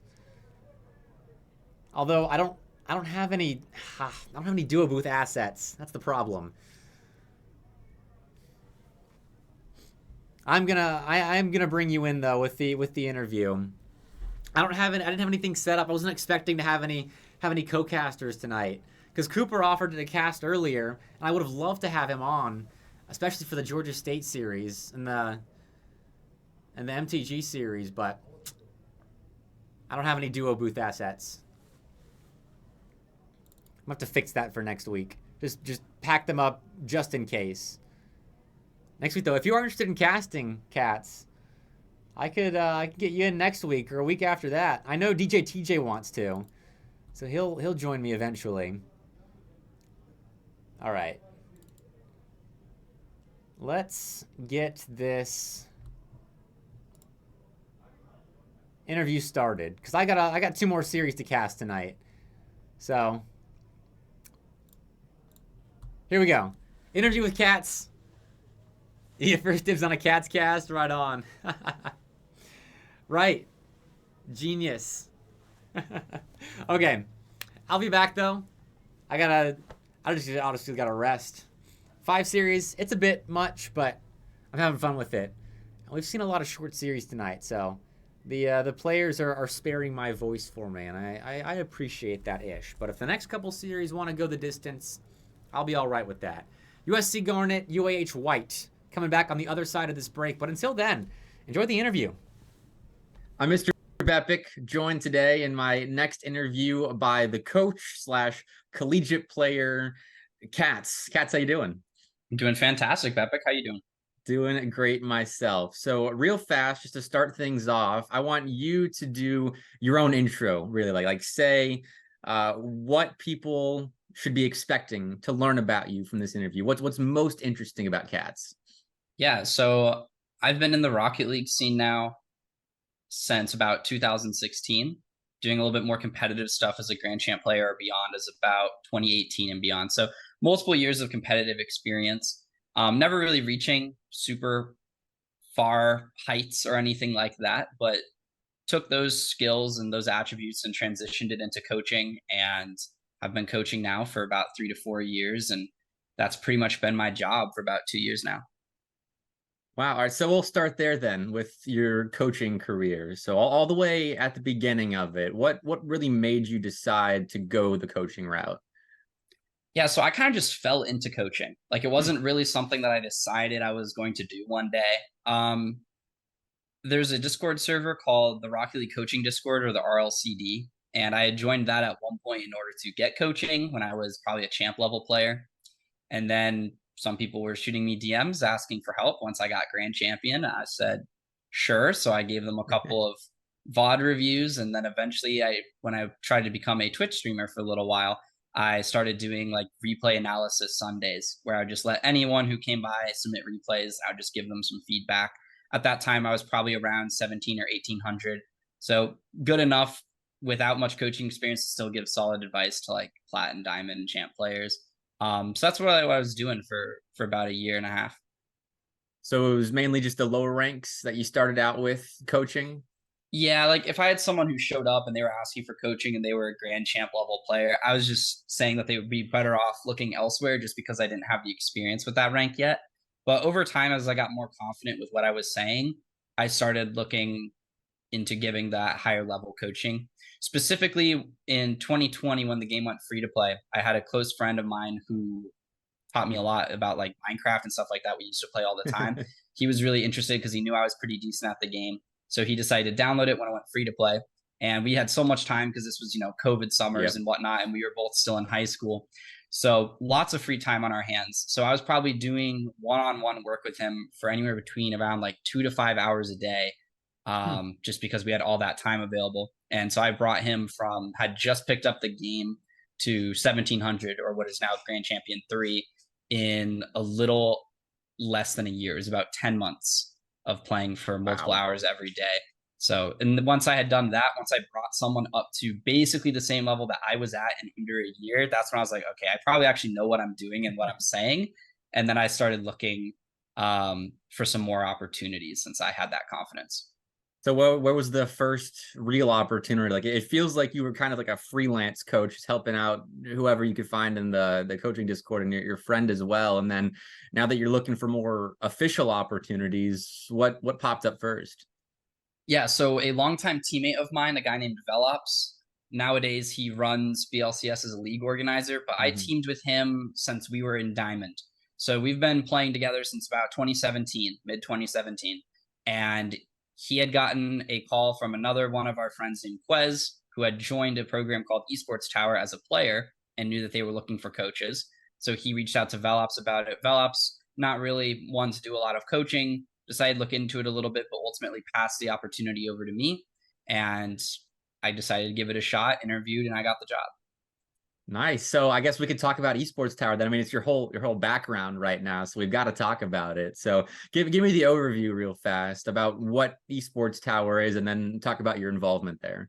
Yeah, so Esports Tower is a youth developmental esports program, kind of like the AAU of esports. So we're primarily focusing on kids aged 13 through 19, but specifically kids who haven't graduated from high school yet. And the goal is to not only develop their in-game skills, but also their professionalism. So we're trying to get kids who have a talent inside of their video game and they want to push hard to play in college. We want to make sure that when they get there, they're also acting very professional. They know how to be leaders. They know how to have great mental and physical health. They know all of that stuff. So what we do is we pair the coaching as well with a curriculum that's been developed, which we call the Esports Tower approach. And we help get those kids all that training, developing the soft skills, developing the in-game skills, giving them competitive experience, putting them on the big screen. As we do stuff with Shenandoah University, we used to do stuff with Boise State Wow. University, and all that got live streamed in the Rumble series. So we did a lot with them through that. And it isn't Rocket League exclusive either. I specifically am now the current head coach for the Rocket League program, but we also have Valorant, Overwatch, and Fortnite as well. So that's a really cool initiative, helping out the youth to kind of teaching them how to be pro. It sounds like, if that's the route that they want to go. So I'm interested, what have you learned while working at Esports Tower? Because I imagine a lot of lessons have come from there. Yeah, I mean, even before recently, when I was the assistant coach for the majority of the time that I was there, so I was just assigned 2 pods. Pods are about 6 people. So I'd have about 12 students under my wing. Currently, I Huh. have closer to about 30. And we would do a lot of group sessions, which was very Mhm. different than what I was doing before, which was very one-on-one. So I learned how to take more complicated lessons and make it digestible for not just one person, but also for a group of people who are listening. And I also really learned how to keep a one-on-one relationship with these students in a group environment. Like, not all the kids need to hear the exact same thing. Some of them are, they're struggling with burnout. Some of them are Mhm. struggling with mental health, physical health, struggling with whatever it might be inside or outside of the game. So I've really learned how to be a motivator, and I've learned how to not only just say what I see, but also make sure that it's tailored for the person who needs to hear it and how they need to hear it. That's really cool. And with Esports Tower, do you have any fond memories or stories that you want to share? Something cool that happened? Yeah, so in the summer of 2022, so a year ago, Mhm. there was the invitational event. So we had 12 Rocket League players, 20 Overwatch, and 20 Valorant players all get flown out by Esports Tower to Boise State University, Hmm. along with a bunch of coaches. And I was one of those coaches. And they were there at Boise State for a 5-day period where they all played at the arena for Boise State, and they all slept in the Boise State dorms. Coaches were in a hotel. I actually was stuck in the dorms with the kids, so I got to I got to experience that. But they would, every single day, it was 7:30 roll call, and we would Hmm. be walking over to the stadium, about a 15-minute walk, and then they'd be there for probably roughly around 12 hours, 11 to 12 hours. And we had Wow. different administrators from different colleges, including Siena Heights, Shenandoah, some of those people. I think St. Clair might have been there as well. And they came and they would talk to the kids. They would give them lots of insights into the collegiate world. And yeah, no, but it was just a really awesome experience. The entire thing was also recorded and is in the process of being turned into a reality TV show. And that the Wow. trailer for that's available on YouTube as well. You can just look up esports IRL.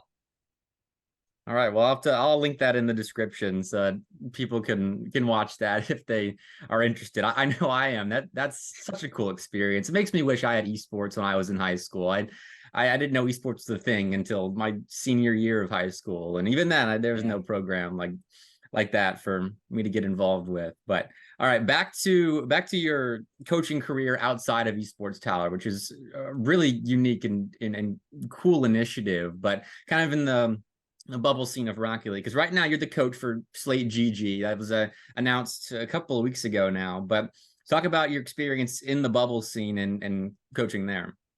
Yeah, so I got into Slate, previously X13, through one of the kids that I was coaching at Esports Tower, specifically through Adrift. And Adrift had been doing Esports Tower for a while and also was doing another league called XPL or XP League. And one of the current CEO of Slate at the time, he had I don't think he was the CEO, he had a lesser role, Mm-hmm. but he was a partial owner of XPL, and he knew Adrift because they were both at the Franklin one. XPL is kind of like a regional based competition league, Hmm. competes in person and whatnot. So he knew Adrift, and he asked him if he wanted to get signed to X13. That's also where Adrift's teammate Yags comes into the picture. And they had different third at the time. And I was basically offered to come in and do coaching with them with my spare time. At the time, I was in college still. I was in my sophomore year, beginnings of sophomore year. That was just a year ago. So they were, needing to pay me a little bit for my time. And then Mm-hmm. eventually they decided to bring me on as staff, specifically on the performance coach side of things, continuing to do a lot of one-on-one work with that team of what eventually became Gababy, Adrift, and Yags, but also doing a lot of outside stuff with the Rainbow Six roster, with the Valorant roster, with the Counter-Strike roster. I was doing mental health and performance coaching for all of those rosters. So now I want to talk about that some more. Working in other esports outside of Rocket League. I mean, go dive into that experience a little bit more and how different it is from coaching in Rocket League, if you're talking about the mental side of things as well. Yeah. So my whole philosophy with mental is all about how to achieve flow state, which is, in a very cheesy analogy, it's like hitting Ultra Instinct, right? So it's just when everything's clicking, when everything is right. And without going like too far into it, there's a certain amount of data that your brain can process, and being able to remove all those external things to be thinking about, such as, for example, if you're a high school kid, maybe you're hopping on the video game, but you haven't done your homework now. So the entire time while you're playing, in your subconscious, you're like, hey, I got that essay, I got it right. I got that essay, I got it right. So that's actually going to take away from the level that you can play at. And that's true if you're in college, in the workforce, whatever is stressing you out. If you can't free your mind of that weight, it's going to be hard for you to perform at your very best. So that's a lot of my focus. Working in different esports was always difficult for me because I've played a little bit of Counter-Strike and a little bit of Valorant. I'm not particularly good at them. So I don't know how those games like operate on a very deep level. I only understand the very base level of those games. So I pretty much have to exclusively be talking about the mental side and the psychological side of things, and then relying on them to actually give me a little bit more insight into how the game is played and how what I'm telling them can be applicable. But after a couple months of that, it became easier. Now I understand those games a lot better. Gotcha. That's really cool. Do you find that the players in these different esports are any different, or all esports competitors kind of the same type that are able to be coached? They're so different, in my opinion. Wow. I feel as though it's like talking to football kids versus like, you know, cheerleaders sometimes. Like, it's a totally different culture that is in each of these teams. The accents that are kind of joked about are very real, I think. Really? I felt like everyone kind of talks a little different, especially when I'm listening to their comms and whatnot. It sounded a little different, which I thought was pretty humorous. But I still like doing Rocket League the best. That's partially biased, I think. But outside of Rocket League, I also really liked the Counter-Strike guys. They were very good at listening. They were also a little bit older. I believe they were all out of high school, and they were at one point number 8 in America. So they were very competitive in their time that they had with X13 at the time. They've since moved on. But I got to witness them and help train their mentalities, to see them actually get promoted out of advanced and into I forget the level that comes right after advanced inside of the ESEA world for Counter-Strike. But I mean, they won like 7.5 grand, and they really had a great performance. So it was really cool to be a part of that. Wow. So you're not just a Rocket League guy. Like, you can put that on a resume, help them as a mental coach achieve that level of success. That's awesome. And I'm going to put you on the spot one more time. What would you say, equate the different esports players to like the football kids, the basketball kids? What esport would be which? Oh man, I don't know if it can be directly compared, but I definitely feel like the Counter-Strike guys were a lot more outgoing compared to like Rainbow and Valorant. I felt like they were a lot more quiet and a lot more like kind of reclusive. They weren't really interested in me getting in there and doing stuff with them. They kind of saw our meetings as like a mandatory thing to go through. Whereas Rocket League was definitely the best. My favorite roster that I've got to work with was that Iced Up roster at the time that we signed, which was Voltero, Impo, and Zapatos. Those guys were special. I mean, even just from the very first meeting where I was doing introductory stuff with them, their energy like was just so special, and getting to work with them was really cool. Definitely my favorite team I've got to work with.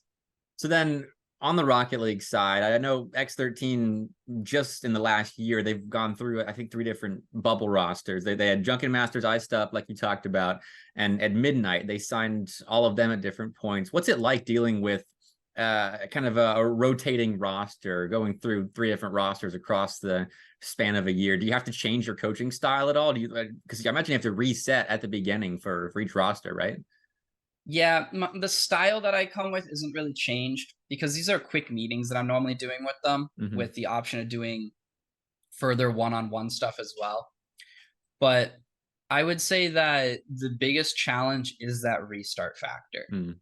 because with the Counter-Strike guys, I had them for a lot of months. So at a certain point, our monthly meetings were able to actually get like, we could really delve into flow state. We could really delve into what they specifically had to do inside of their personal lives in order to make it achievable.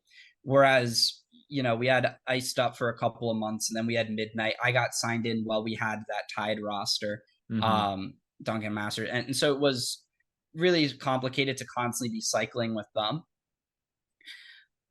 We also had a WCB roster. I believe Mhm. we still have one signed, but I didn't really ever do too much with them. I think I did 1 or 2 meetings, but they were all largely unavailable. So at a certain point, it just became difficult.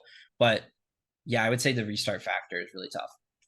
Okay, and then so now that you're with Yagdrift and Gababy, that roster with Slate GG, how long? I mean, you've been with them for a long time. So have you gotten to go a lot deeper into coaching with that roster relative to everyone else? Yeah, most of what you can do with a rank B roster isn't really that deep because a Hmm. lot of what's still being developed is consistency.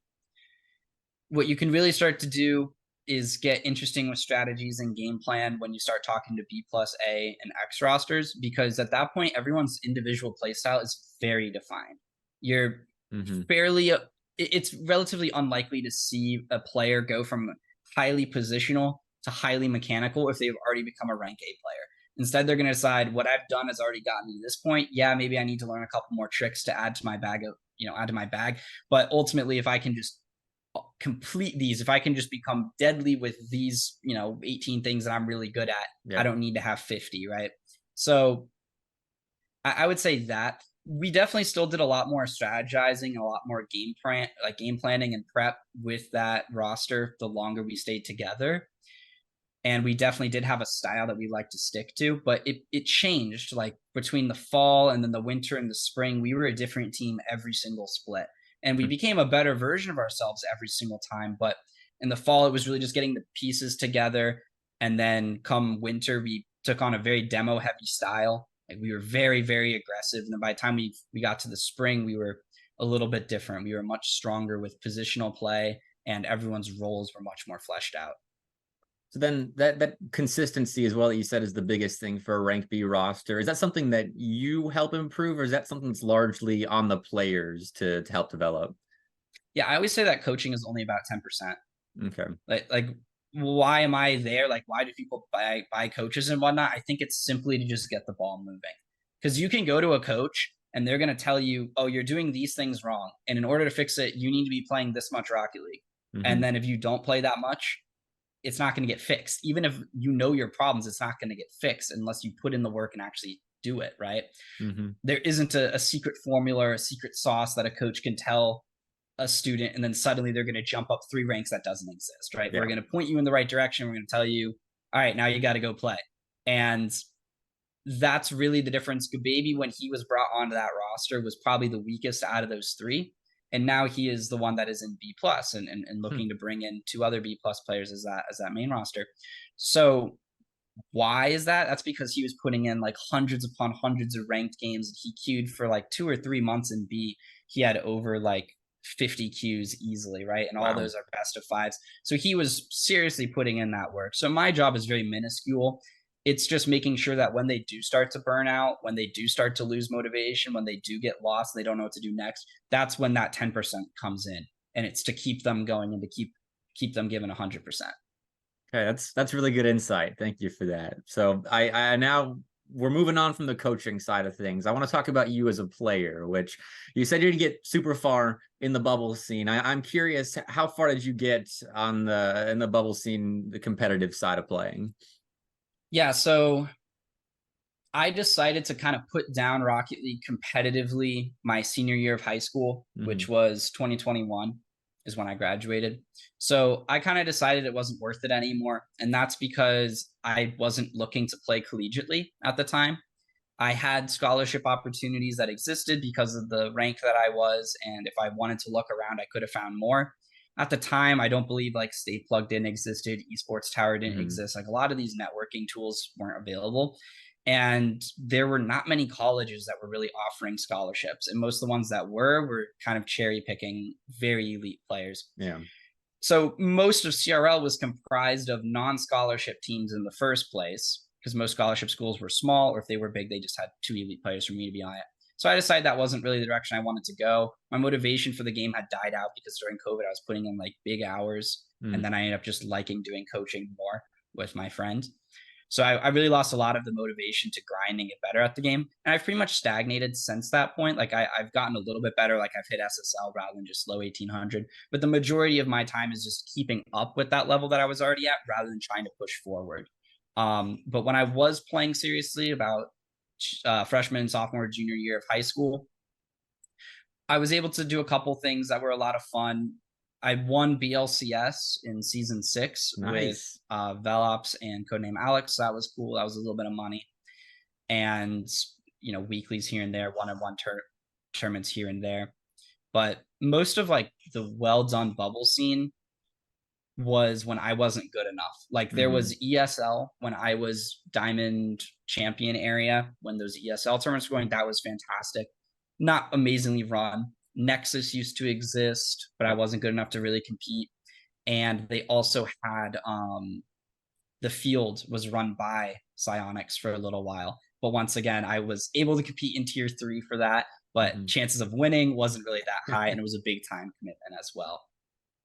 All right, so fair enough. And then back to the collegiate side. Mhm. That's somewhere you found a little bit of success. I mean, that's how we met, is at a collegiate land back in April. You play for South Carolina on their Rocket League team. Talk about that. How you arrived at South Carolina and how you started with their esports program. Yeah, so when I decided I wanted to go to South Carolina, I did early admission, I did all that stuff. So I knew in about February of my senior year of high school that that's where I was going to go.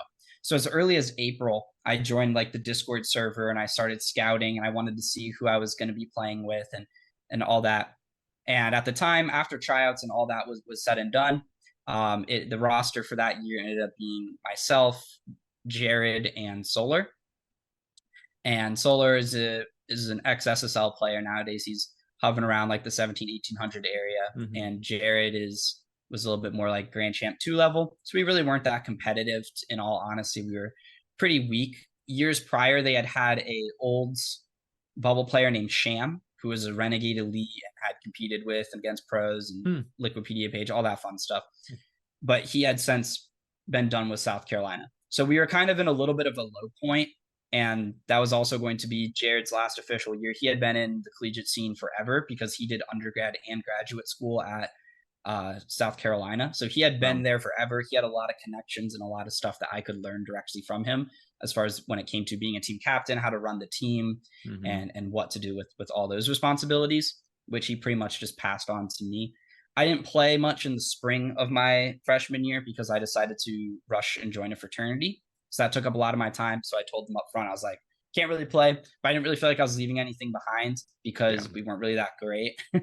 And so that I was just kind of looking forward to the fall of sophomore year and see who we got to come in. And then that's when Og showed up. And when Mhm. Og showed up, he was very top of rank B, very quickly got B plus, and then after, I guess it was winter split, got A off of quals. So when Yep. you've got a guy like that on your team, it doesn't really matter that I'm very low SSL and that Solar's typically around Grand Champ 3. That doesn't really matter because the level that he can elevate you to is really like very, very strong. And there are just going to be some games where you just don't lose because what would otherwise be an even matchup, if he's clicking, if he's in flow, if he's feeling it, it's not a very fair competition. So a lot of what we did was just how can we enable Og? Like, how can we make him the best player possible? And we created some game plans around that. And yeah, we saw some really great success getting first place at Southeastern Esports League Season 2, which was Mhm. held online. We got third place at Boost on the Beach, which was a $5,000 LAN event. And then we got third place at SCL Season 3. And with some other success, we won like a $500 UGC tournament Nice. and a handful of other like smaller tournaments, Spectrum, stuff like that. So do you find yourself as the coach of your team as well? Like, are you the one creating the game plan for the most part? Not really. I try to separate my coaching from my gameplay because I feel like I'm always going to be biased towards the decisions that I make. And it's very Fair. hard to remove yourself and objectively look at it and say, okay, I messed up here. Because I always have the justification, right? Yeah. That's why pros have coaches, because they're justified. Everything that they're doing, they're saying, well, I did this because of this. Okay, but it was still wrong. Right. And that's where the coach has to come in and figure out why. So I would say that not really. When it came to creating a game plan, I kind of led that conversation and we were talking about how we wanted to play, which we're going to be doing again in a couple weeks because, Mhm. you know, after a year of playing and a couple month break, everyone's changed how they play. But yeah, we didn't really do VODs like that now. Okay, interesting. So, are there other Rocket League teams under the USC umbrella? Yeah, last year we fielded 4 different teams. Okay. The way that we work as a club is it's no cuts. So if you want to play and you want to pay dues, which is like $15 a semester, Hmm. then you get access to all of it, right? We're doing in-person lands that we're hosting, like community days. We're doing tournaments like SEL and whatnot that we're making sure that they all know about, NACE, NECC. We're just really Mhm. passing all that information along. And yeah, if they want to play Rocket League, they can play Rocket League. So then, just a quick side note: are you the coach for those teams since you're not involved, or do you have someone else in charge of coaching and all that? Because we're a club program, we don't have a coach, we don't have a manager. All that kind of falls under the team captain's responsibility, which is mine. I don't coach those teams. If they want to do like one-on-one work or take like an hour of my time, then like they can pay me. And they've done that in the past. I just ask them for like $10 and I'll do it, which is much cheaper than what I'm normally charging. But I'm not really trying to be taking a ton of time out of my day to be helping them because we're all college kids. We're all pretty Yeah. busy anyways, and especially for the BCD team, they're not really going to be improving that much. In all honesty, they're not going to go from champ 2 to grand champ 3 in a year because you're in college, right? There's too Yeah. much other stuff going on for you to be playing that much Rocket League.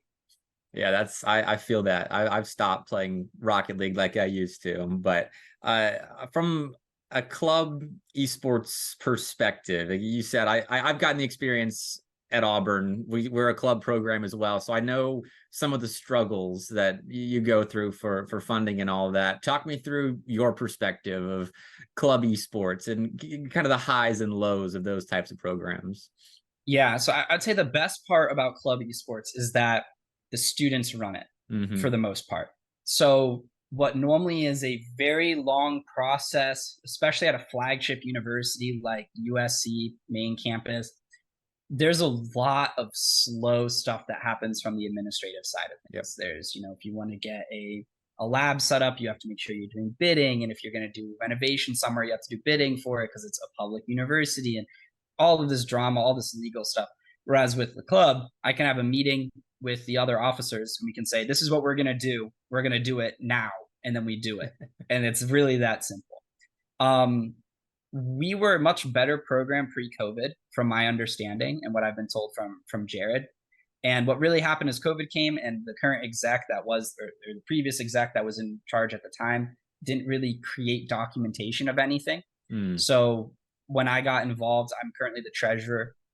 So when I got in there and we started looking at it from a, okay, what can we salvage with this new exec? We were like picking up breadcrumbs. Yeah. Like we were searching through logs of chats, trying to find like email logins, trying to find Instagram logins. We couldn't find some of it, so we just had to make new accounts, tried to deactivate the old ones and we couldn't. Like there was a lot of drama with trying to figure out what we were going to do. Mhm. So we found direction and we started taking it. And then because of one of the people that I met at Boise State University, he's, I think, no longer, but at the time he was the director of Shenandoah. This guy named Joey. And he told me about a grad student that was at South Carolina, a guy named Will. And I started talking to Will. I had a meeting with him at the end of my freshman year, and he told me there were a lot of really great things that were coming on the esports side of things at South Carolina. And so I met with him, and since then we've done a lot of really cool stuff. We've gotten directly involved with the HRSM program at USC, and they're doing a lot of stuff with esports, which is very nice. And we even have like a very small lab of about 7 computers that used to be a little classroom that acts as a lab in the day, and then in the night, hopefully starting this year, becomes a little varsity area. But I got to go in there, set up all those computers, and really get to be a part of the creation of that room, which was cool. So if you were to give a piece of advice to someone trying to run or improve a club esports program at any size university, what would you say to them? It's not about the budget that you have, it's about the people that you have. Mm-hmm. You can take a bunch of unmotivated people and give them thousands of dollars, they're going to find great ways to waste it. And if you find great people who are truly motivated and are truly interested in growing something, you can give them $50. They're going to find out how to host an event around that. And they're going to find out how to grow the club. And then once they start that momentum, they're going to keep it going. They're not going to get complacent. They're not going to settle because nothing was given to them. So they're going to start to have a more of a connection with what they have built. All right. Well, I appreciate you talking through everything. That whole experience was, it's great to learn. I learned a lot about coaching from just this interview. So I appreciate that, Kat. So if you want, you can plug anything right now, like anything you want to shine a spotlight on again at the end of the interview, feel free. Yeah, I mean, I guess I'll just shout out Esports Tower again. You know, if you're a middle or high school player and you're interested in going collegiately, my players have gotten over 3.5 million in scholarships. So come through, come play, and get better. All right. Well, I'll definitely link that in the description as well. So if you hear that and you're in a position where you want to join Esports Tower, feel free to check out that link in my description. But Katz, thank you again for joining me. That was a lot of fun. Yes, thank you so much, Bepic. All right, that concludes this interview with Katz. So if you enjoyed, like, subscribe, the whole YouTube deal. I again don't really know how to end these interviews, so that'll do it for me. Hope you enjoyed that. I got lucky with this next series. They're gonna be a couple minutes late, so I decided to let the interview play for the entire thing. But I hope you all enjoyed the great interview. That's one of my favorites. They're all my favorites, but Kat, I really enjoyed that talk. Got a lot of good stories. But yeah, if you want to see more interviews by me, follow me on YouTube, MrBepic. I got one coming out this week. Another interesting one from someone in the collegiate scene. So that'll be coming out there. And I also realized how thankful I am to have canned content now as a streamer. Because like back in the day when I used to stream, I would have these 30-minute breaks that I wouldn't know what to do with. And I'd rather have to be on break for that long and lose viewership or, God forbid, play Rocket League in front of my viewers. But now I've got great content to show instead of just a break screen or me playing really bad looking Rocket League. But back to business on the MrBepic's stream. Back to the Southeastern Esports League on the MrBepic's stream. We've got USC Garnet again. We just watched them play against Louisiana Tech. They did get swept, but it was a pretty close series. Now they're taking on UAH White, whom I think I would rate as a lower skill level team relative to Louisiana Tech, but I think would have UAH as the favorites in this one. But I am interested to see how they play because I really haven't gotten to see too much of the UAH White, the new UAH White roster. I was very familiar with the old one. The old, was it Be More, Camille, and Slick Rick, I think were the old UAH White players. Now Camille and Be More moved to blue. Taka's come down from blue to white. Space Captain's promoted from sub to starter. And then they've got, I'll check my notes so I don't pronounce his name wrong. Kozin. Kozin's their new third. He didn't play as a freshman, now a sophomore, competing on UAH White. So this is a new look UAH White team, but apparently they've been beating UAH Blue in scrims. So they're that good. Still, which is UAH Rocket League is so weird. They've got an A team and another A team, which I'm envious of. Though Auburn's getting close to that, which is nice. And South Carolina, if their A team wasn't so good, they'd be in the same boat. But because Katzog and Solar are that good, they're contenders in the league.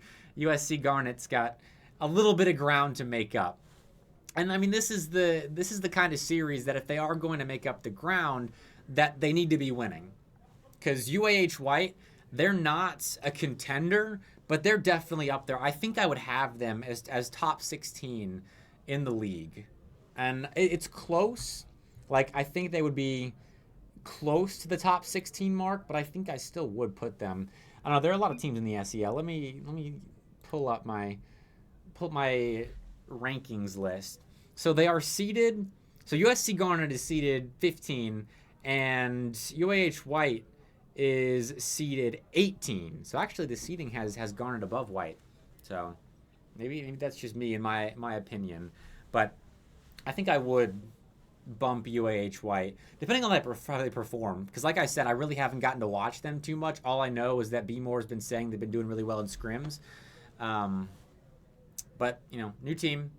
And USC Garnet, I was impressed by in the last series. They had some big moments. They also had some bad moments. It was kind of up and down with them against Louisiana Tech. But if they can make more of the good and avoid more of the bad, then they're right up there with I think the top 16 teams. Which the top 16 you make playoffs. And so that's kind of the cutoff for some of these new teams, some of these B teams that they should really be striving for. Because I don't think there are any B teams that honestly could win the league. I don't think that'll happen. We don't have many B teams, so the odds are already low. But I don't think any B teams are good enough. But making playoffs is a good mark for the B teams, and that's in the wheelhouse of most of them. I would say UAH White, USC Garnet, UTK Black. I think they're capable. But these two are the ones I really got my eye on. So I think everyone's going to be joining soon. But UAH White, they queued an extra ranked game because USC Garnet's waiting on a player. So we're chilling in the booth just a little bit longer. So I'm gonna turn on the synth wave in the background so you don't have to awkwardly listen to me drink my water.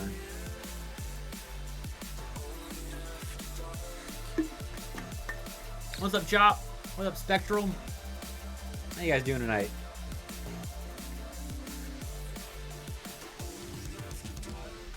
Glad you're stopping by. All right, what's going on with that? My background disappeared for a second there, and I looked behind me and it was still there. There's some ghost happenings going on right here. Okay. Oh, that's what T-Man's back. Oh, I forgot T-Man didn't play in the last series. Okay. And Kozen's not playing. It's Bop in, the sub for UAH White. We may have a USC Garnet win brewing here. We'll see. With T-Man back and Kozen out, I might have them as the favorites. We'll see though. All right, everyone's in. I'm telling them to join. Because I want to watch Rocket League. As much as I love having canned content to rely on so I can take a break, I like Rocket League better. So here we go. USC Garnet in blue, UAH White in orange. And already a passing.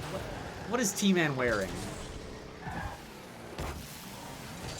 Let's figure that out when the director cam decides to pan over to his car. Because that is an abomination. Is that the Nomad? Good lord, it's worse than I thought. We'll see if that comes back to bite T-Man. Wow, that is an ugly car.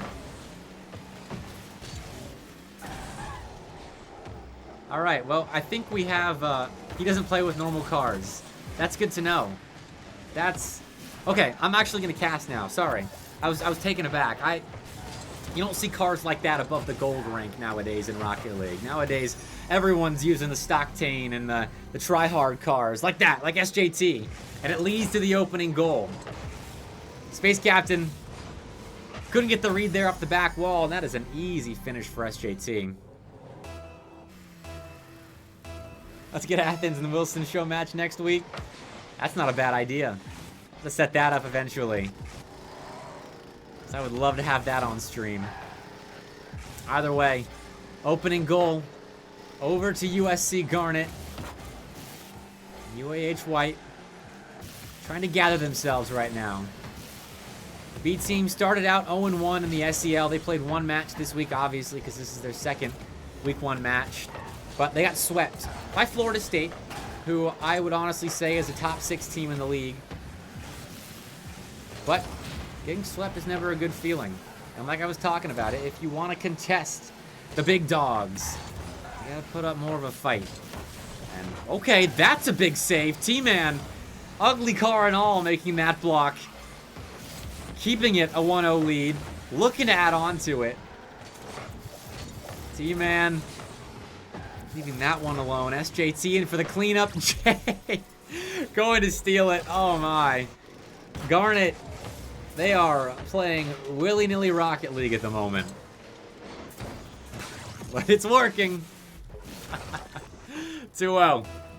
USC delivering the first couple of punches here in their second series of the season. A reminder for those that may be joining late, they got swept by Louisiana Tech, but they are most certainly looking to the future here. As UAH giving up 3 in the first 2 minutes. Cats, your prediction might be good if this continues the way it's going. T-Man's trying to add on to it. Just be a nuisance. A distraction in the corner. JT dropping the ball down. Space. Has to get it out, which UAH White is having a tough time doing. They've been stuck in their defensive half for, well, only 44% of this game, actually. UAH White, they've found the occasional clear, but not been able to develop too much off of it outside of the beginning. This B team's full rank B. Huh. Did not know that. That is a good B team. I told you. They're right there. UAH, I don't know what 6-man's rank they are. I do know they're solid. They're playing with a sub here. I don't know what Bop's rank is. Or where he sits. But they really are struggling at the moment.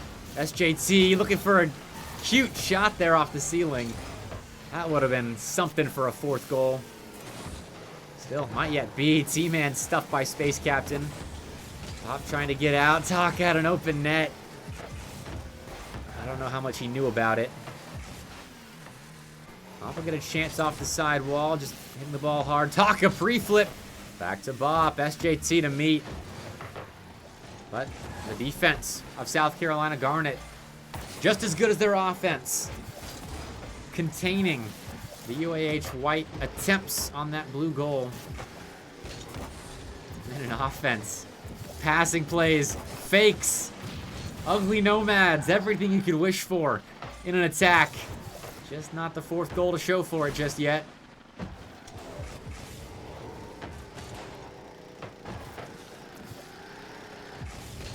fact, Taka almost dunking SJT, but again, the USC Garnet defense getting out of all these situations.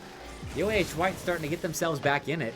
But South Carolina not giving up a thing. They've used more boost on average, had more boost, played more offense. This is a dominating game 1 from South Carolina, but UAH White, they're going to start a regain in game 2. It kind of begins with the ending of this one. Get a little confidence, get a little pep back in the step of the roster. There's a chance. Space Captain on target, and Jay's nowhere near the goal line. And that's what I'm talking about. The possession game swinging a little bit back in favor of UAH White. Give them something to run with. And turn it into a score. Yes, someone is using the Nomad. Dirk the Merc. That'd be T-Man. Oh, Space Captain. A little bit of a miss there. But T-Man's doing quite well in the Nomad. He was running a 5K. Well, that's quite the excuse to miss game 1. Forgive me for a second. I have to return the comment earlier.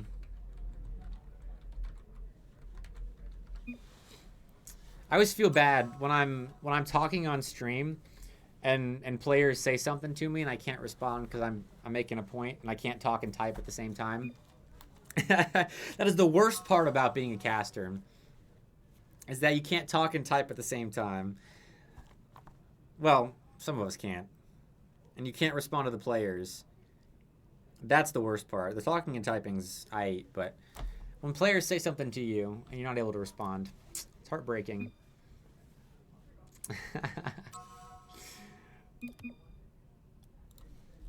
Oh, and now they're all typing. Now I can't break down the play.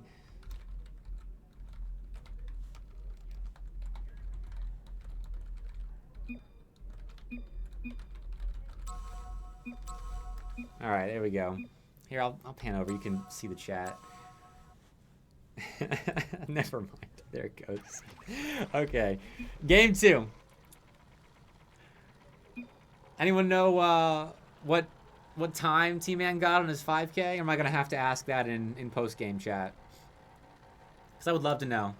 I was a runner back in high school. 5K personal best, 1912. My first race ever. I peaked.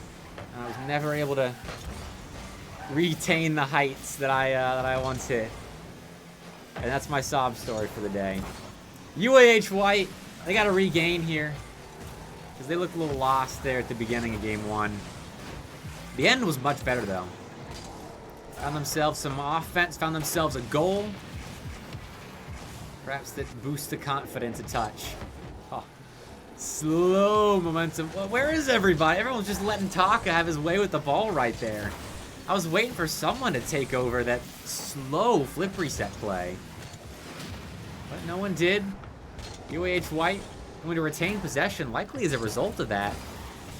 Maybe the boost totals just weren't where the South Carolina defense wanted them to be. Playing a little passive.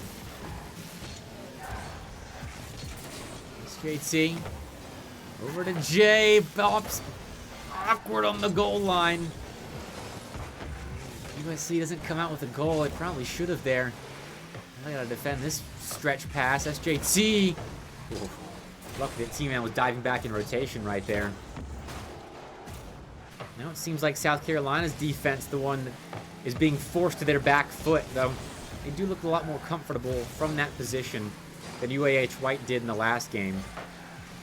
That touch from T-Man on the near side there in the last play, well, that was perfect. Like, he's falling off the back wall, and it's so easy to lose your cool in that kind of spot, but he gets the proper touch. Oh, SGT. Going for a tight angle double. Couldn't hit it, though. And so we continue to go back and forth. UAH White doing so much better with the possession game here.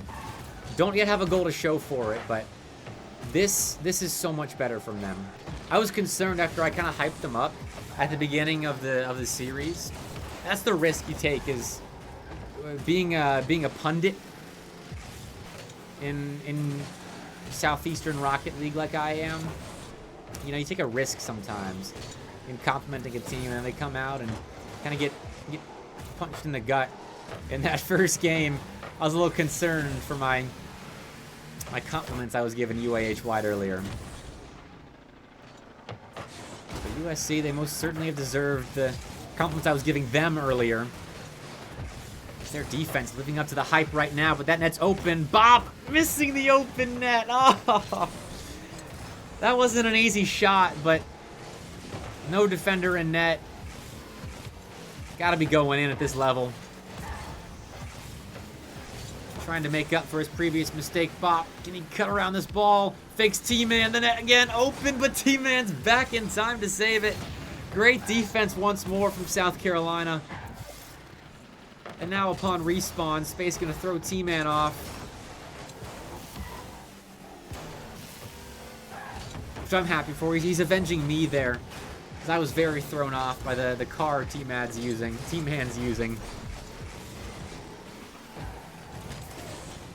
And still, awkward on the goal line. Space, missing the pinch clear. It's just all kinds of weird on the field right now. Team-Man's got an open net. Can he hit it? Oh, no, he can't. An even tougher open net to hit. But again, you want to be putting in the open net opportunities that you get.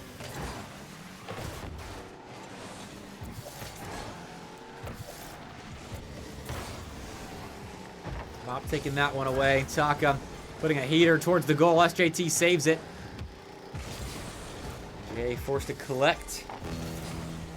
Just slow down the play. It's the right move. It allows a clear for USC when they've been outpossessed in this game. 54% to 46%. But they score. Oh, excuse me.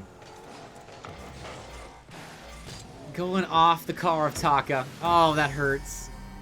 I don't know why he's jumping there. He's on the far post, out of the potential shooting lane. Maybe he just... Maybe he was about to dodge in front of the goal, but... Either way, that's a painful one to give up. Especially because UAH White, they've been controlling this game. I think they've had the front foot in this game. But... a late goal for USC could be enough to put them up 2-0 in this series. They reach up SJT right there. That's aggressive for the position that USC's in right now.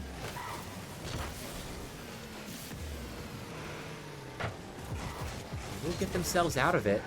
With 10 seconds left, we got to see what UAH White can do in the clutch. Need a goal to force overtime. That's a clear from T-Man. Taka's up to contest, but ends up spiking the ball. 1-0. USC Garnet kind of steal that game away from UAH White. And now they're feeling the flip relative to their series earlier. That T-Man sub doing them wonders here. Putting them up 2-0 in this one. Just 5 shots to the 7 of UAH White, but it was their defense that I think won them that game. It's not always easy to be able to discern when a defense wins a team a game. But right there, South Carolina's back line kept them in that thing. Kept it a 0-0 tie. And then in the final minute, they finally caught a break. A break off of Taka's octane, but it was a break nonetheless. UAH White, I think they're in a good spot for a reverse sweep. Close. End of game 1. Close all the way through game 2. The only thing that can affect them momentum-wise right now and kind of deteriorate their chances of coming back in this one, I think, is the mental. They got to stay strong. That's going to be a frustrating way to lose game 2. They just got to shake it off. Because starting out 0-2 in the SEL, not the end of the world, but it's not where you want to be. Especially with UAH White playing teams that, if they are going to make a run in the last chance qualifier, they will need to beat eventually. Not FSU, but Garnet for sure. I could foresee this as being a match in the last chance qualifier with playoffs on the line. But right now in week 1, that's where we're at. And Jay has just put South Carolina Garnet up by 1. And game 3 they have to win if they're going to sweep this UAH White team. 8 seconds in. Now, SJT can make it 2. Carrying it far side. Couldn't find the bump on Space Captain. Oh, and now USC's overcommit. Bop, though, can't get around the open net. It's a pass, though. Wait just a moment. It's a pass. Damn, might have saved that. If Bop tries to shoot that, I'm going to say for Bop's sake that was calculated. Because it looked fairly calculated. What's up, Capo? I appreciate it. Oh, man. I think wait for 1 second.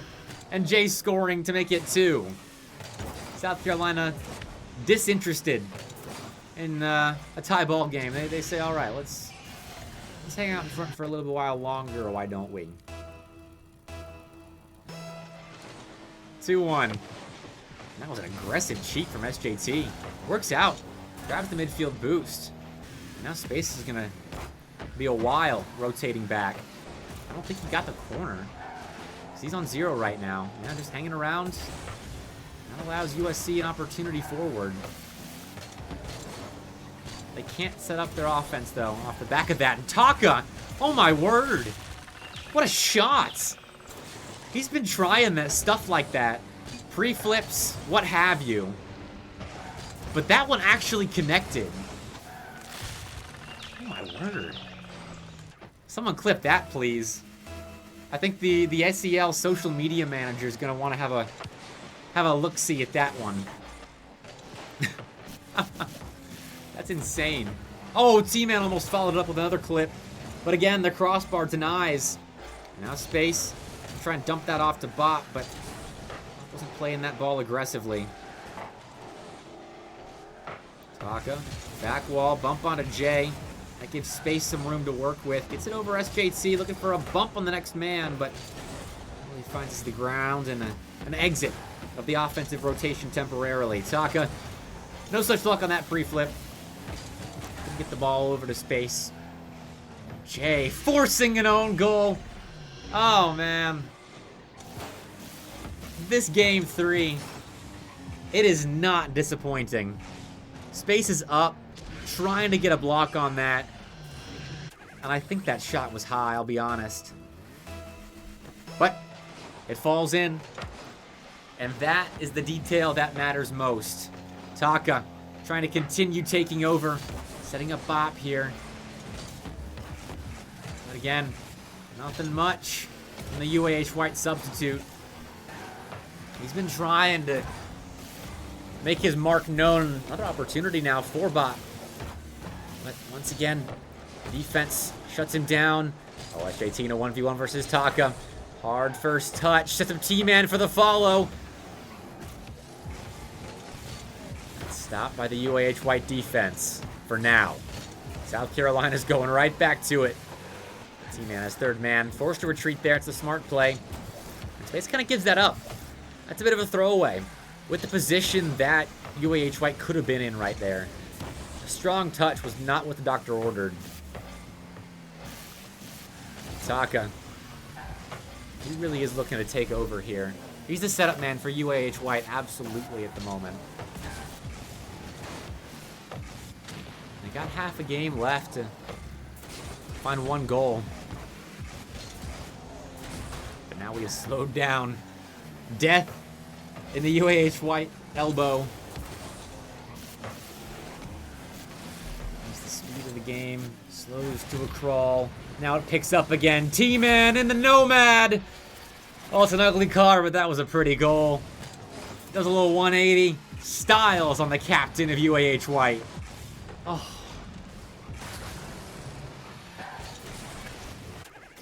(4-2). USC Garnet. They have stepped up to the plate big time in this series, this B-team rivalry series.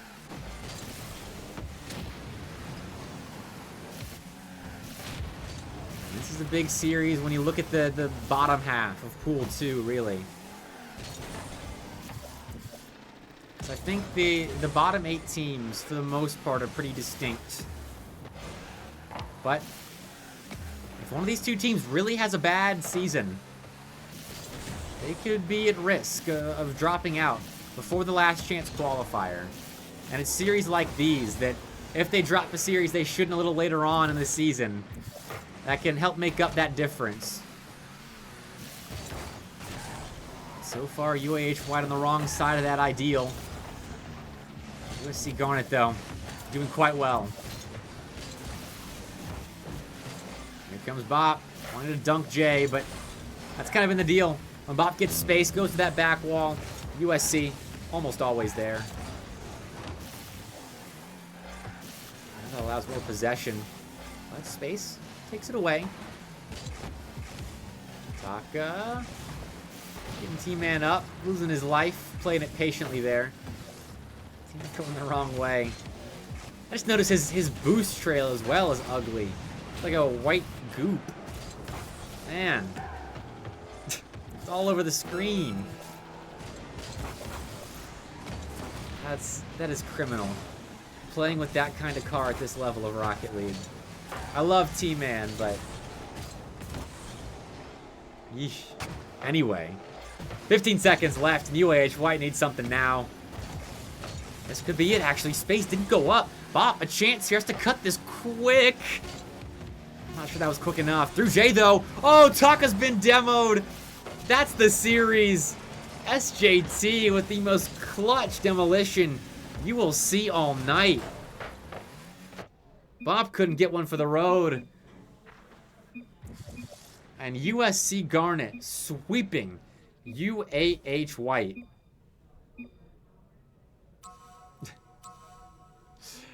GG's. An 0-2 start for UAH White. A 1-1 start for South Carolina Garnet. And both UAH teams 0-2 to start off. That's... I don't have the exact numbers on that, but that doesn't feel like something that's ever happened in the SEL. Maybe when UAH Yellow and UAH Black were playing that's happened, but not a good start for the University of Alabama and Huntsville. Not a good start at all. You were right, Cats. It was a sweep. UAH White made it a close sweep, but going down 0-3, not going to help that game differential. 0-6 for them, 3-3 for Garnet. It's been all sweeps for both these rosters. Against Louisiana Tech, against Florida State, and then here. Whew. And unfortunately, because it's a sweep, there's a ton of time left. Top 8 at LAN, I believe. That is more of a spring split format question. All I know is that the fall playoffs are top 16. So, I don't know. 16 teams at LAN seems like a lot, but I can't confirm that it's top 8 for sure. Top 8 at LAN? Okay. Thank you. HSV Gaming Oasis Twitch channel for that info. But Garnet could definitely make the playoffs, honestly, in the fall split, do some damage there. They really could. They looked so much better with T-Man in.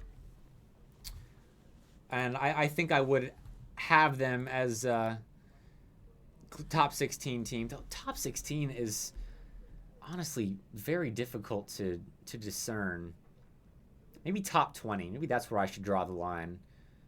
Because top 16, there's some really good A teams that are top 16. I made that comment earlier without really thinking about where I would place all the teams outside of the two squads I was talking about. And I do think there are 16 better teams than Garnet and UAH White. The starting teams, obviously. But top 20, I think a case could be made for them to squeeze in there. But I'll have to think about that a little harder later.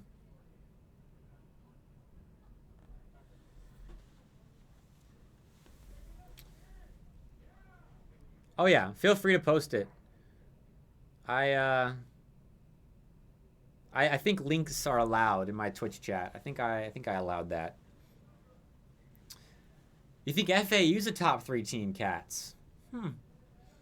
I think, honestly, my top 3 would be King, Cumberland. I know FAU, Hammy Crackers is insane. I just don't think that when you take the entire team, I don't think they're top 3. Like, Hammy Crackers took over against Clemson. He's the reason that FAU won that series. It would have been so much closer if he or someone of lesser skill was there. But I think my top 3, it's a toss-up. My top 2 are set. I think King and Cumberland are my top 2. But on any given day, I think UTK I'm a little worried about with the roster change. I haven't seen them be as scary as they were in playoffs last season. Kentucky kind of faltered a little bit against UNCC, but I don't know if that's just because UNCC was playing that good, or if Kentucky wasn't or isn't up to snuff just yet. And then you guys, I haven't gotten to watch you play yet, but I mean, I gotta figure. Actually, I did get to watch you play. I watched the streams on Wednesday, but you guys didn't have competition that I can really say that you are up to the level of King and Cumberland with. That was, I mean, you were playing Champ 2s and low GCs, so I can't accurately rate you guys yet. But if the past is any indicator, obviously you guys are rocking the same roster. I think you're right up there with third. Maybe it's a four-way tie in my eyes. Like UTK, Kentucky, you guys, and FAU. I don't know. It's close. And then Florida State. I mean, they're starting off the season really well. So, I don't know. If I absolutely had to make a decision, I'd probably say Kentucky is my third, then FAU, then you guys, then UTK, then Florida State. But Florida State, they look scary right now. Going 6-0 against the teams that they played, which, who they play? I think it was UAH Blue. No, it was UAH White that they swept. And Houston, which Houston's not that great. But sweeping UAH White, I guess, isn't as big a result as I thought it was. Though they were playing with Bop tonight. Yeah, King definitely does clear everyone. King, Cumberland, FAU, USC, Kentucky. And Garnet's 8th for you cats? I think there's a little bias here. I'm thinking just a little bit of bias. Garnet will be top 8. Okay. I'll mark your words. I don't believe you yet, but I will respect the claims.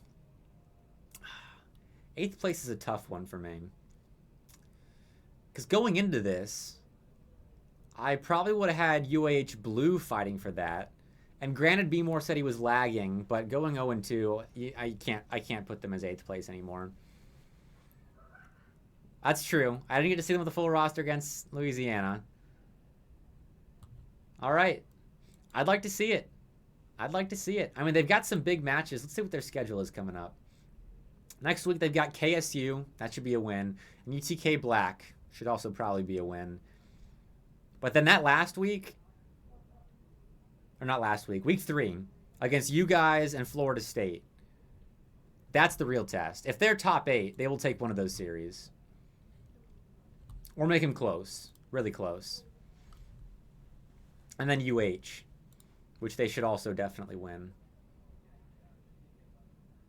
They should make top 4 in the group. Absolutely. And they could have a go at that 3rd spot. It depends on how you guys, FSU and Louisiana Tech, play each other. Because, like, if one of you 3 dominates and the other 2 suffer losses because of that, there's a chance for Garnet to sneak into the top 2 if they're really as good as you say they are. Right. Yeah, the subs change things. I wish UAH White was playing with their full roster in that last one. Because I wanted to see what they could do with the full team. But my top 8, I agree with the top 7. I think UGA could honestly make a claim towards that top 8. They looked pretty good. And Oklahoma went 2-0. I wasn't expecting that. I don't know. It's a toss-up right now, just based on week 1 results. It's tough to predict at the moment. But we got UNA Purple, another SEL team. I don't think they're vying for top 8 right now. They're playing after the break that I'm about to take. We didn't hydrate. Oh, speaking of which, Mr. Brandy G, UNA Esports extraordinaire. What do you mean the hydrate? Brandy, you playing tonight, or is it the 3 starters? Oh, 'cause I know you're listed as the sub. Oh, that felt good. I've been standing too much today. No, sir. That's all right. Fair enough. You're in the call though? Nice. Dude, what do you think about G2 dropping Chicago? Maybe J-Naps? I saw that today. I'm not surprised they're making a change, but it hurts. You know stuff's going down in the RLCS though. If G2's making a change, like, they don't make roster moves that often.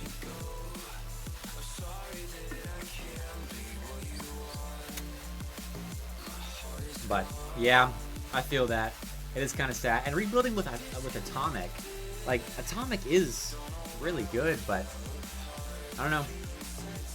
I guess it's a good guy to hang on to. With the rumors of V1 and G2 merging, though, do we get Atomic, Dan, and Beast Mode? Because, like, V1 letting Beast Mode and Dan onto the market, I don't know. I saw that. That kind of ruins that hope, but no problem. Gamecock Esports. Happy to broadcast. You guys put on a show. And bolstered my Friday Night Lights roster. 5 matches tonight. It's been a fun night. We got one last one coming up. Converse and UNA. North Alabama. Let's see if we can't change the matchup real fast. Here we go. Boom. Last one of the night. I don't know how T-Man plays in that car. That genuinely was probably the ugliest car that I've ever seen while casting. And I used to cast like golds and plats. That was pretty bad. I love T-Man. That was an ugly car. So ugly.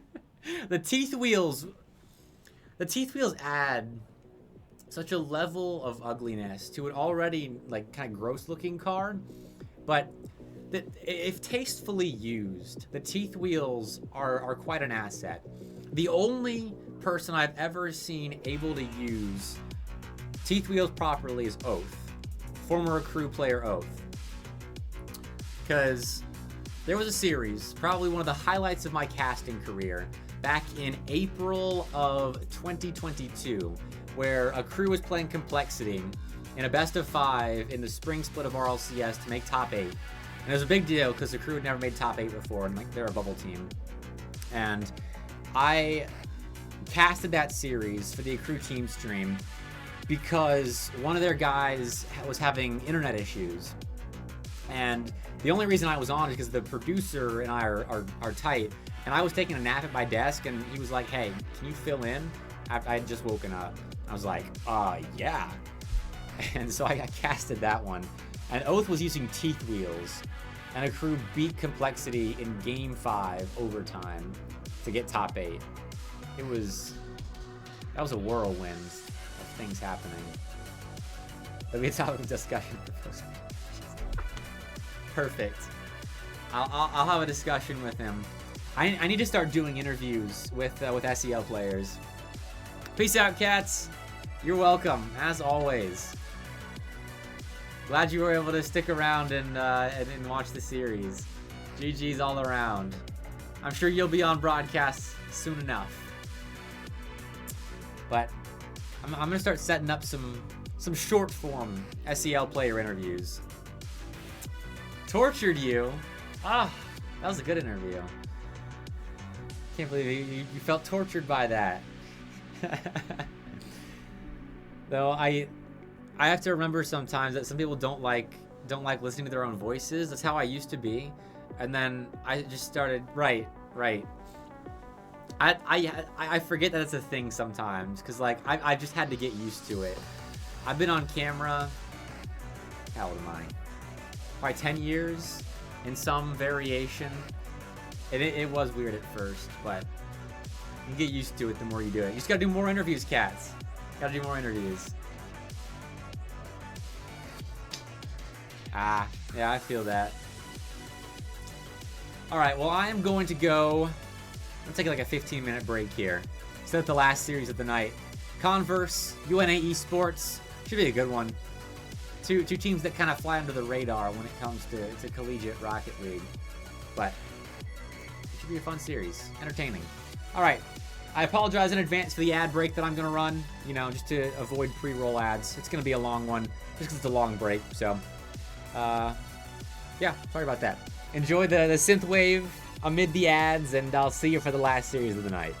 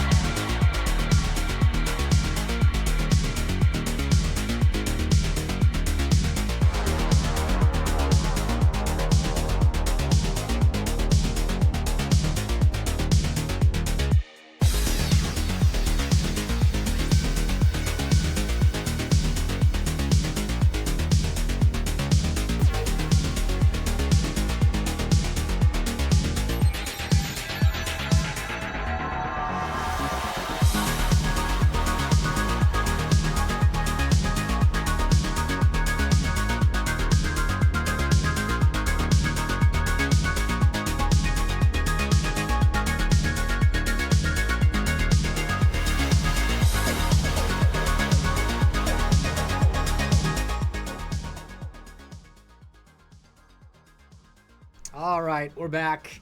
Final match of the evening coming up in just a second. All the players are in early. I was sitting there on my phone making sure my Twitter post was doing well, and they're all in. And so I feel like I gotta get back here because I just realized in the break that this entire night I have not once used one of these matchup screens that I spent like half an hour making for the night, which is sad.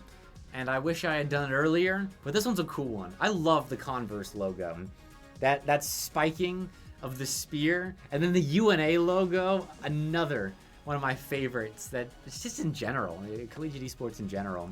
I love the purple and gold kind of battle we've got going on tonight for our final match of the evening. Back to the Friday Night Lights show. It was the SEL show for a little bit here on FNL3, but we are back to our regularly scheduled programming, albeit a little later than normal. We're going an hour deeper into the night, just like we started an hour early, but it doesn't matter. It's Friday, right? Friday in all parts of the United States. The lights are bright. It's the nighttime. I don't know what else you want for me. You're welcome, Brandy. Sick logo, man. Hold on, I gotta reply. We were talking about this earlier. I can't type to the players and talk at the same time, so forgive my having to respond to Spooky.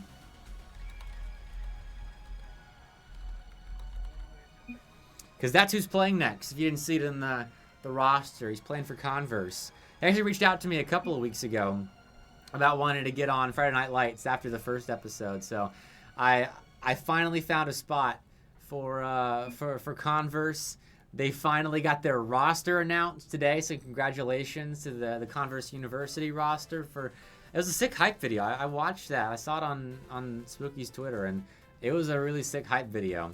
So I found a matchup because right now is the only time that they were able to play, and it just so happened that FNL was going to be extended today thanks to the influx of matches. So I was like, all right, this is perfect. I gotta find someone that should be an even matchup for them, and I think this UNA team should.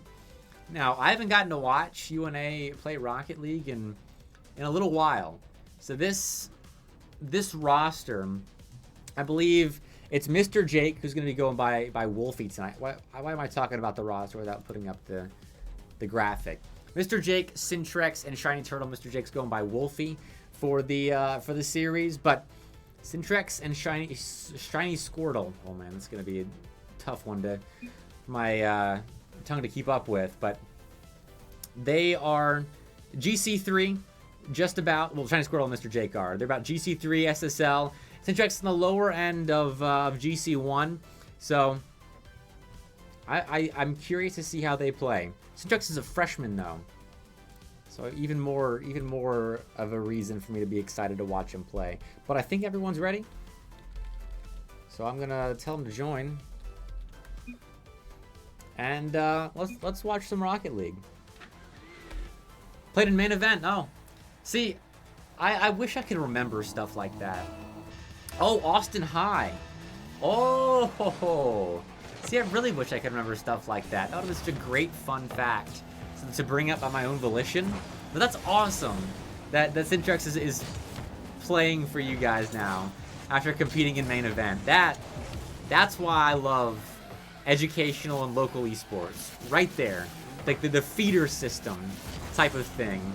Moving on to greener pastures, helping the local collegiate team get even better. That was kind of dangerous there for a second, though. Converse almost had the opening goal against UNA. But so far, Lions doing all right. Holding on in defense, and now a chance. I know Wolfie slash Mr. Jake, they have in the past been the best player on the UNA roster, and kind of the one you look to make plays happen. Now, I haven't gotten to watch Shiny Squirtle play, at least that I remember. Again, goes back to that comment about me not remembering things that well. But I forget the point I was making. Either way, Shiny Squirrel's got an opportunity here on the breakaway. Fakes it past one, and is going to pop the ball up, but Converse has really been controlled so far. The offense, not too squirrely. The defense right there, just biding their time. It leads to a chance, but horrible bounce for Patrick there. LSM's going to come keep the ball in play for Converse, but close opportunity there by the wayside. Now that pinched ball almost falling in. That would have been insane. Ball stays out though, so UNA going to try again. I don't know how that ball got that much power on it off of a 50-50, but it did. No goal for either side yet. First 2 minutes, a little empty in the goal scoring department. It's all right. It's been back and forth. It's been entertaining thus far. Both sides trying to work their way forward. And it's Patrick and Converse that work their way into the back of the UNA net first. Nice shot. That's one of those that you got to get a hand up. A little earlier than that, there was maybe an arm up, but great shot. Ooh, and Patrick almost did it again. Wolfie, a bit of a miss there. Converse looking the more composed of the two sides still. A lot of misses on the UNA end, and that demo should only compound the issue. Though Shiny School does a great job with that 50 on the side wall. And again, UNA to clear their zone. Simtrek's an opportunity now. Got some boost off the side wall, but no contact. And Shiny Squirtle, a hard touch, gives it up to Spooky. LSM scoring the second for Converse. And I mean, with all the misses and awkwardness of UNA right now, that felt like a matter of time before that second goal was scored.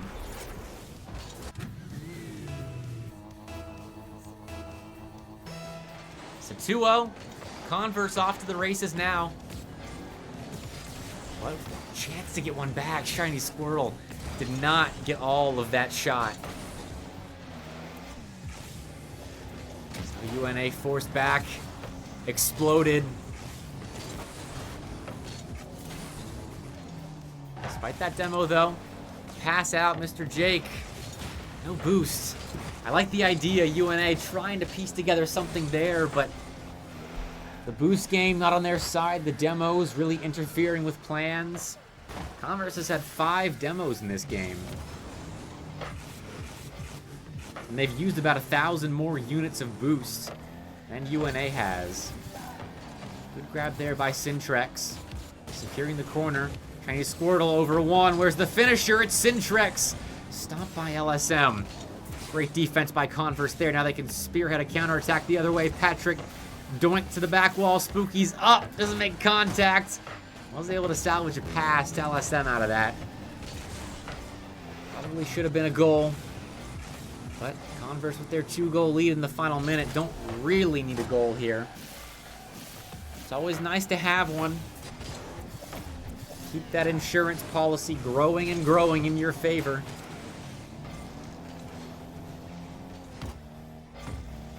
At the moment, both sides playing a little slowly. It's difficult to find goals in quick succession when the game is being played at this pace. Another demo. Syntrex taken out. Wolfie allowed space though. He's dangerous in the sky. Shot just short of being on target. And that has kind of summed up game 1 offensively for UNA. Just a little off target. At least on their side of the field. That was very much a shot on for Spooky. Shiny Squirtle gets hung up on the post. And that's going to be a Converse game 1 win.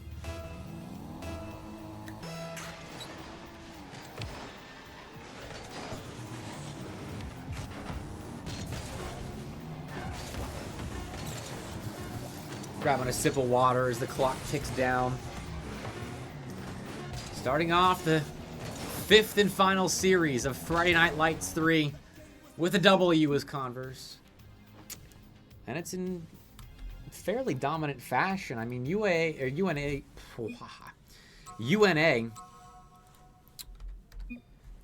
started to get back a little bit there.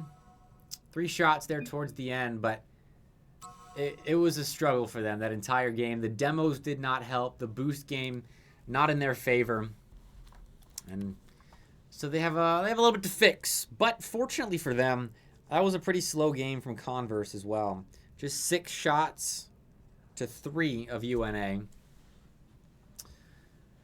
and honestly, it's wide open. If UNA can get their offense going just a little bit, the possession game not on their side. They really couldn't hold on to it, but once they settle in, I mean, this is a typical talking point on Friday Night Lights, especially for some of these teams who are at the beginning of their competitive season.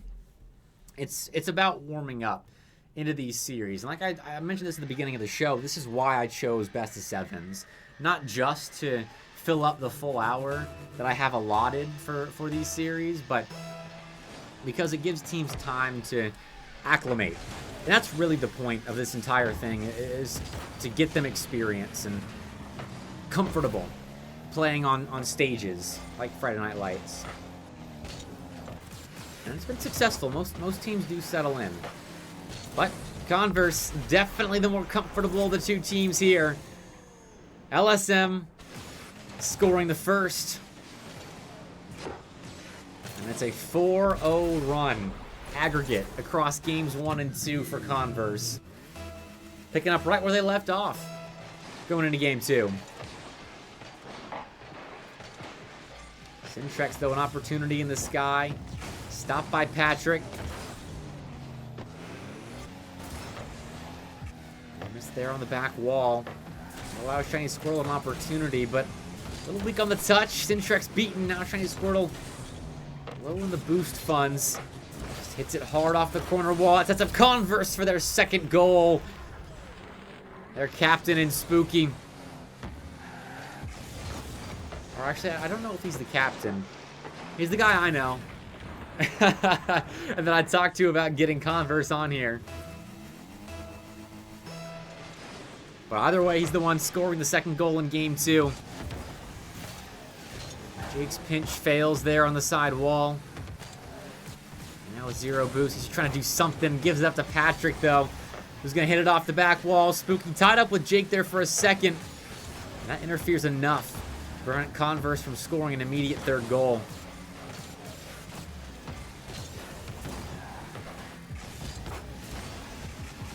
Patrick dunked by Jake, but the ball falls center. Unfortunate touch there. Patrick, though, couldn't put it on target, though. Converse controlling the pace of play. Syntrex beaten by Spooky there.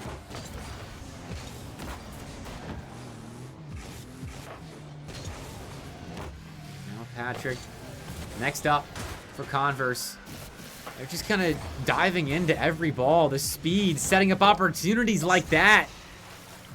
Eventually, the boost funds are going to run dry for UNA. Syntrex couldn't get up.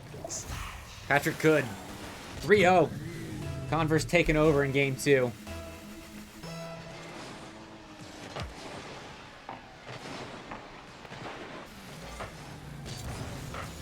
Oh, that's a dangerous ball from Shiny Squirtle. And he's able to salvage it. They're getting picked apart right now.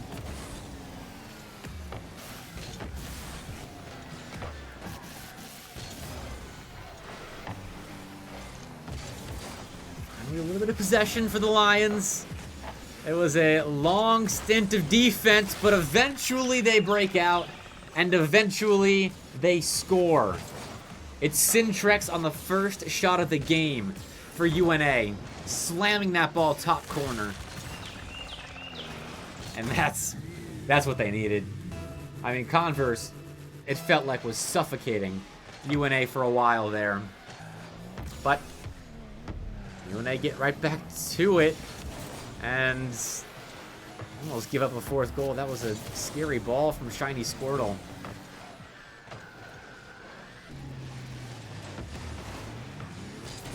They're allowed possession. Maybe overcommitting now. Wolfie dodging a bump. Needed to make a big save here. Climbing the ladder to get to that crossbar.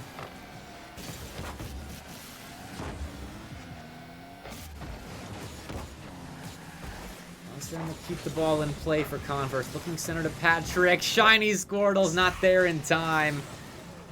It's just good offense from Converse. Capitalizing on overcommitments. Simple passes center. Focusing on just beating the next man up for UNA.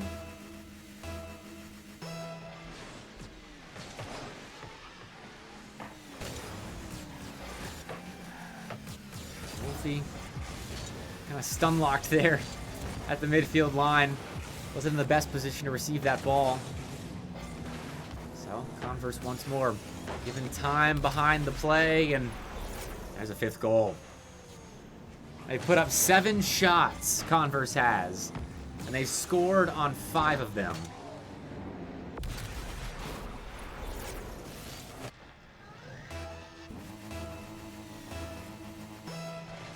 %75% field domination. 1 shot for UNA. Average boost a whole lot higher on the Converse side. This is looking like a Game 2 win for Converse. But UNA can still salvage something at the end. One of my favorite talking points. Getting something going at the end of a game that's been a blowout.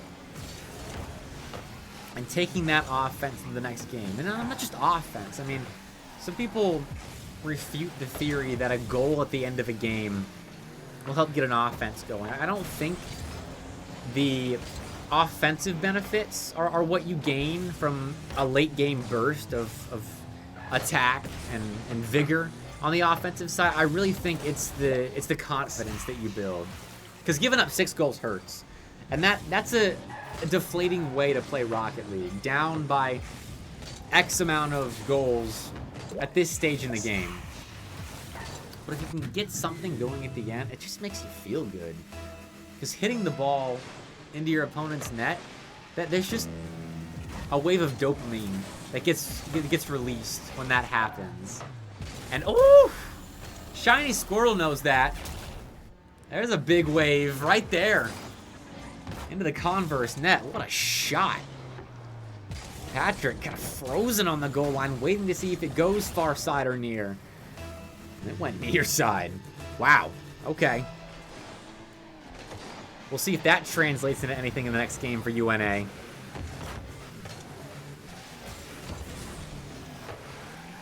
Seem a little reinvigorated. The shot from Syntrex a little bit off, though. That allows Converse a jailbreak.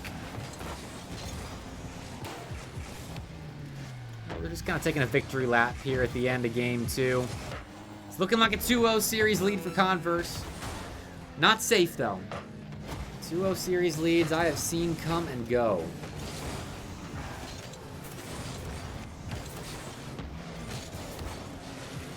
Still looking to add on to this lead, though. And it's good that Converse still fighting to the end like this. Because, I mean, the biggest reason Spooky was telling me is they're playing at this LAN tournament in Harrisburg called the HUW. I don't know if it's Hugh or if you say out the letters like they're supposed to be said, but they're kind of the underdogs going into it.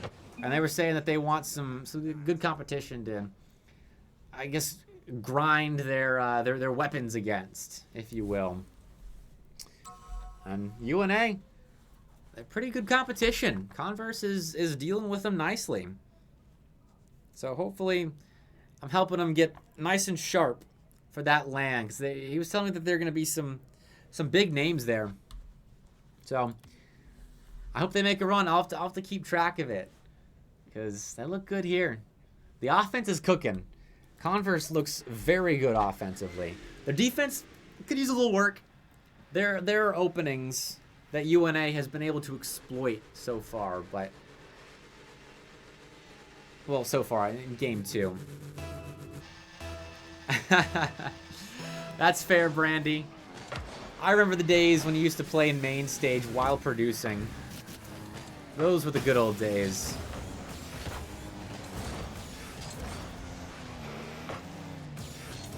But I will probably agree with you that this team is better with these three in it. So Converse is still putting together some good looks against this UNA roster. I think the shutdown of the midfield line is the biggest thing for me. The control of the possession game. Like there, great challenge by Spooky. And while there wasn't much of a follow-up from Patrick, I'm not sure what happened with his boost totals or what have you, but because of that lack of follow-up, actually UNA was a lot of good chance right there. Converse, though, shoring up the defense, finding a save. And now Syntrex picking up that corner boost. We'll see what he can do with it. Got past one, but play kind of dies the midfield line. UNA playing these long clears as their on-the-ball control really is left a little bit to be desired. Now the follow-ups, pretty solid.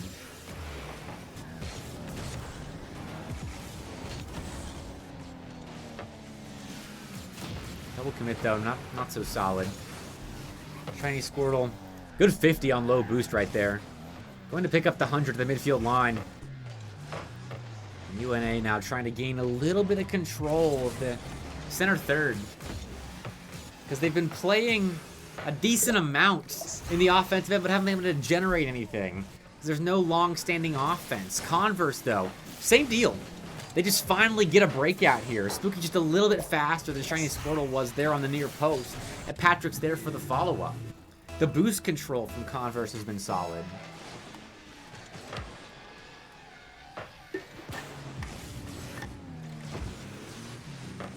They haven't used a ton of boosts. But right there, Patrick had plenty.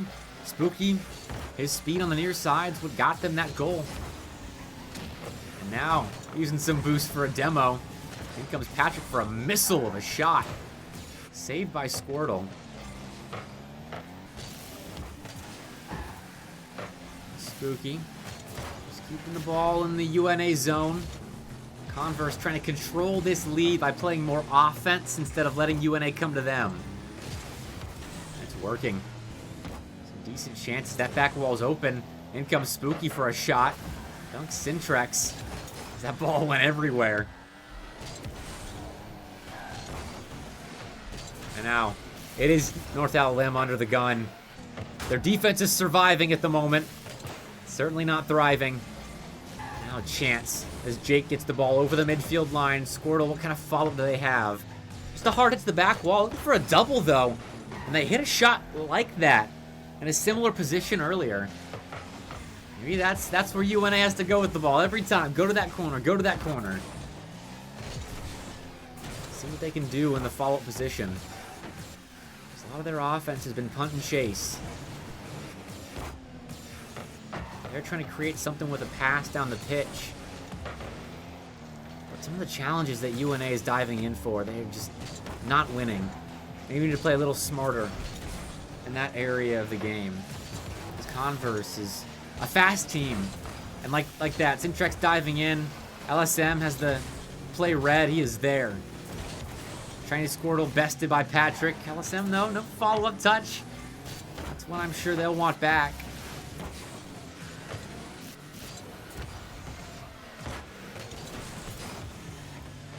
Syntrex barreling through LSM. Now it's Squirtle's turn. Getting through Patrick. Dunking Spooky. This is a moment to break out for UNA, but LSM has the midfield line covered.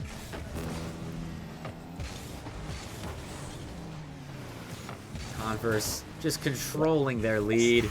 Nothing ever really gets too dangerous on their side of the pitch. Whereas they can put together plays like this. Patrick, quick up for that ball. And a 2-0 lead in the final minute now. Converse looking poised to force UNA to reverse sweep.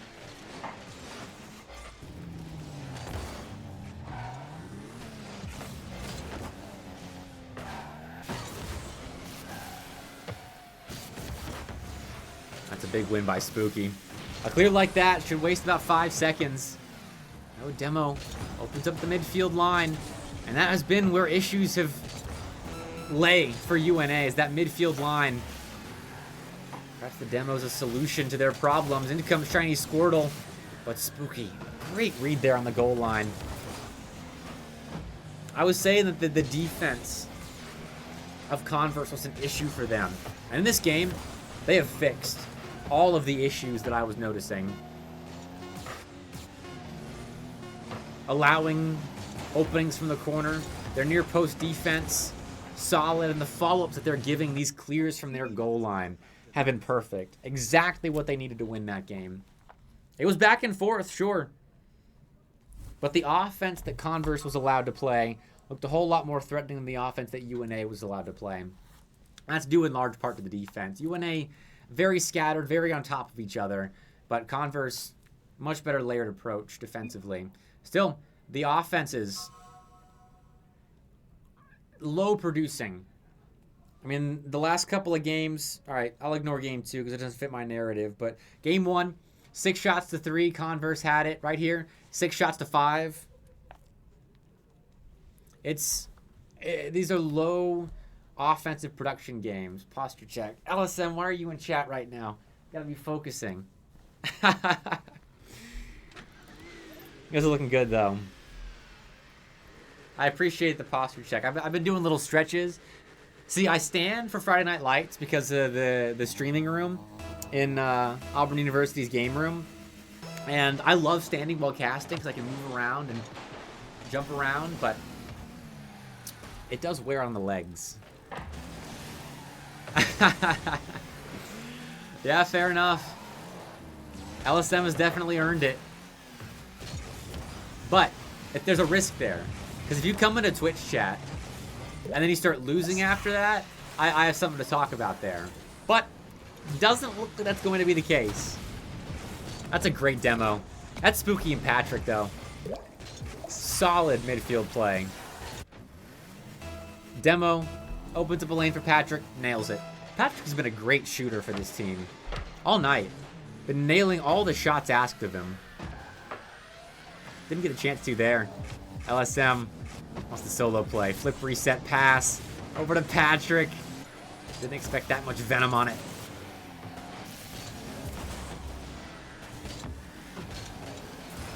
That miss from Jake. Going to push UNA back. Shiny Squirtle, though. Just trying to get the possession game under control. Get some long stints of offense for UNA instead of these Patrick shots that just keep finding the back of the net.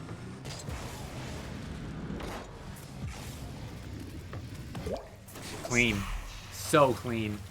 And I'm so glad Patrick hits that shot after I just talked about his shooting abilities.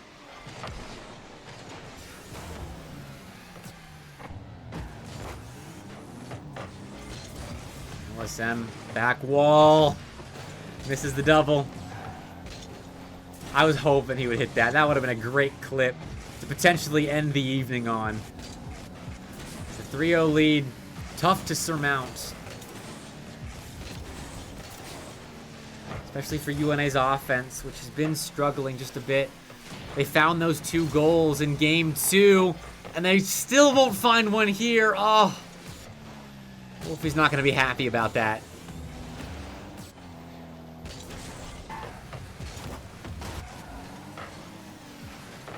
LSM forcing 2 off the back wall. I'm sure Wolfie / Jake wants a redo. Oh, and Syntrex caught out. That's a frustrating moment if you're a UNA fan, and I'm sure a player as well. You miss out on that golden chance to cut the lead down to 1. And then Converse take possession, and they do their thing on offense. Catching Syntrex out just barely. And off kickoff, might be getting one more. 4-0. Tough scenes for UNA. Spooky just waited on that one.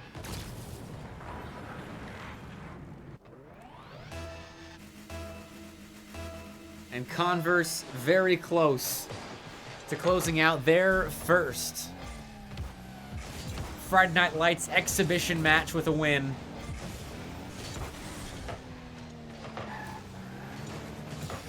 Oh, Patrick, what a pinch. Center to LSM, saved by Jake. Ah. Oh. At the very least, UNA is canceling the clips for Converse.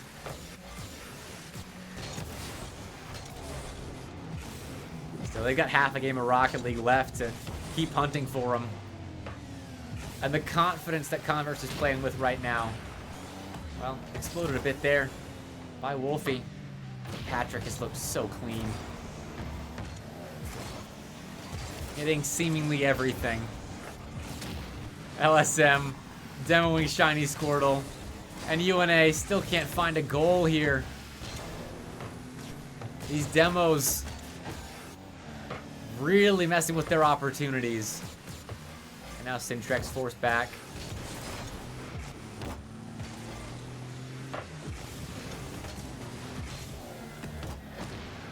At the very least, though, if UNA doesn't end up coming up with the win here, oh dear. I hope this is some good film for them to review. Because there have been moments of not clean rotations. Stepping over each other, double commits, that sort of thing. And that's something good to get out of the way in an exhibition match. Another demo. 6th goal.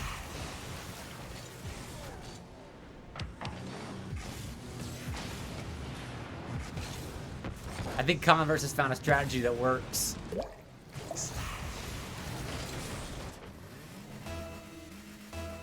That's 5 demos in this game by Converse.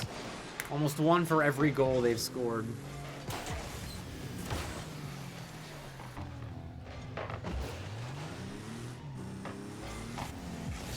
Double commit there. Save from Wolfie. Strikes back. UNA. I'd love to see just one more. Because they just had one game where they scored a goal.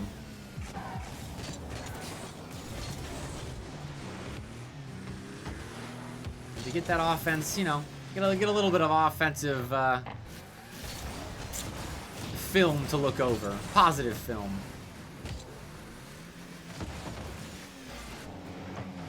But Converse just will not let them escape their own half. These passing plays still connecting.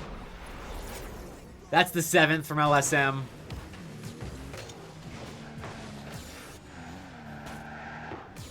Shiny Squirtle on that post have not had the most agreeable night.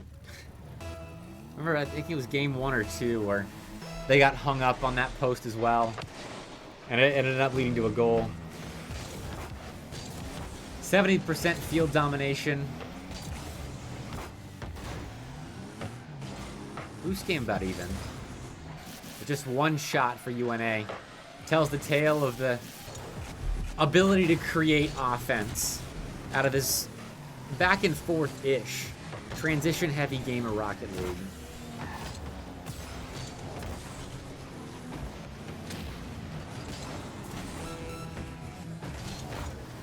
And in the final 30 seconds, maybe something here for UNA. Shiny Squirtle looking for the dish. Syntrex in for the shot. Oh, nothing doing though. So close for UNA, and they're going to keep going. Dump off to Syntrex here, playing to the corner. Center ball, Squirtle, back wall, double. Bar down and out. Ah. The crossbar has also not been too friendly to the UNA side tonight. Maybe one more. Syntrex, short on the shot. GG's. 7-0 here in game 4. Converse. They were just the better of the two teams. That was an impressive showing from them. They were even on paper. The team info forms that both these sides submitted had them at about GC, low GC3, high GC2 team average. But Converse, man, they looked put together, capitalizing on every mistake, creating even when there weren't mistakes. And UNA was just having a tough time breaking through that Converse midfield line. But GG's, everybody. Thanks for playing. It has been a long night of Friday Night Lights. So I'm gonna end it.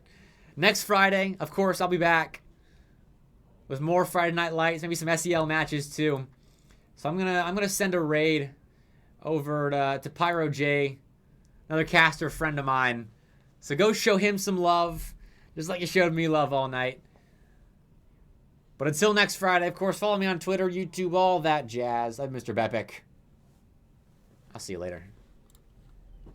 Oh, I'll see you later in a second. I clicked the start raid button, but I actually meant to click the ending screen. Okay, Ellison, appreciate the follow. Bye, everybody.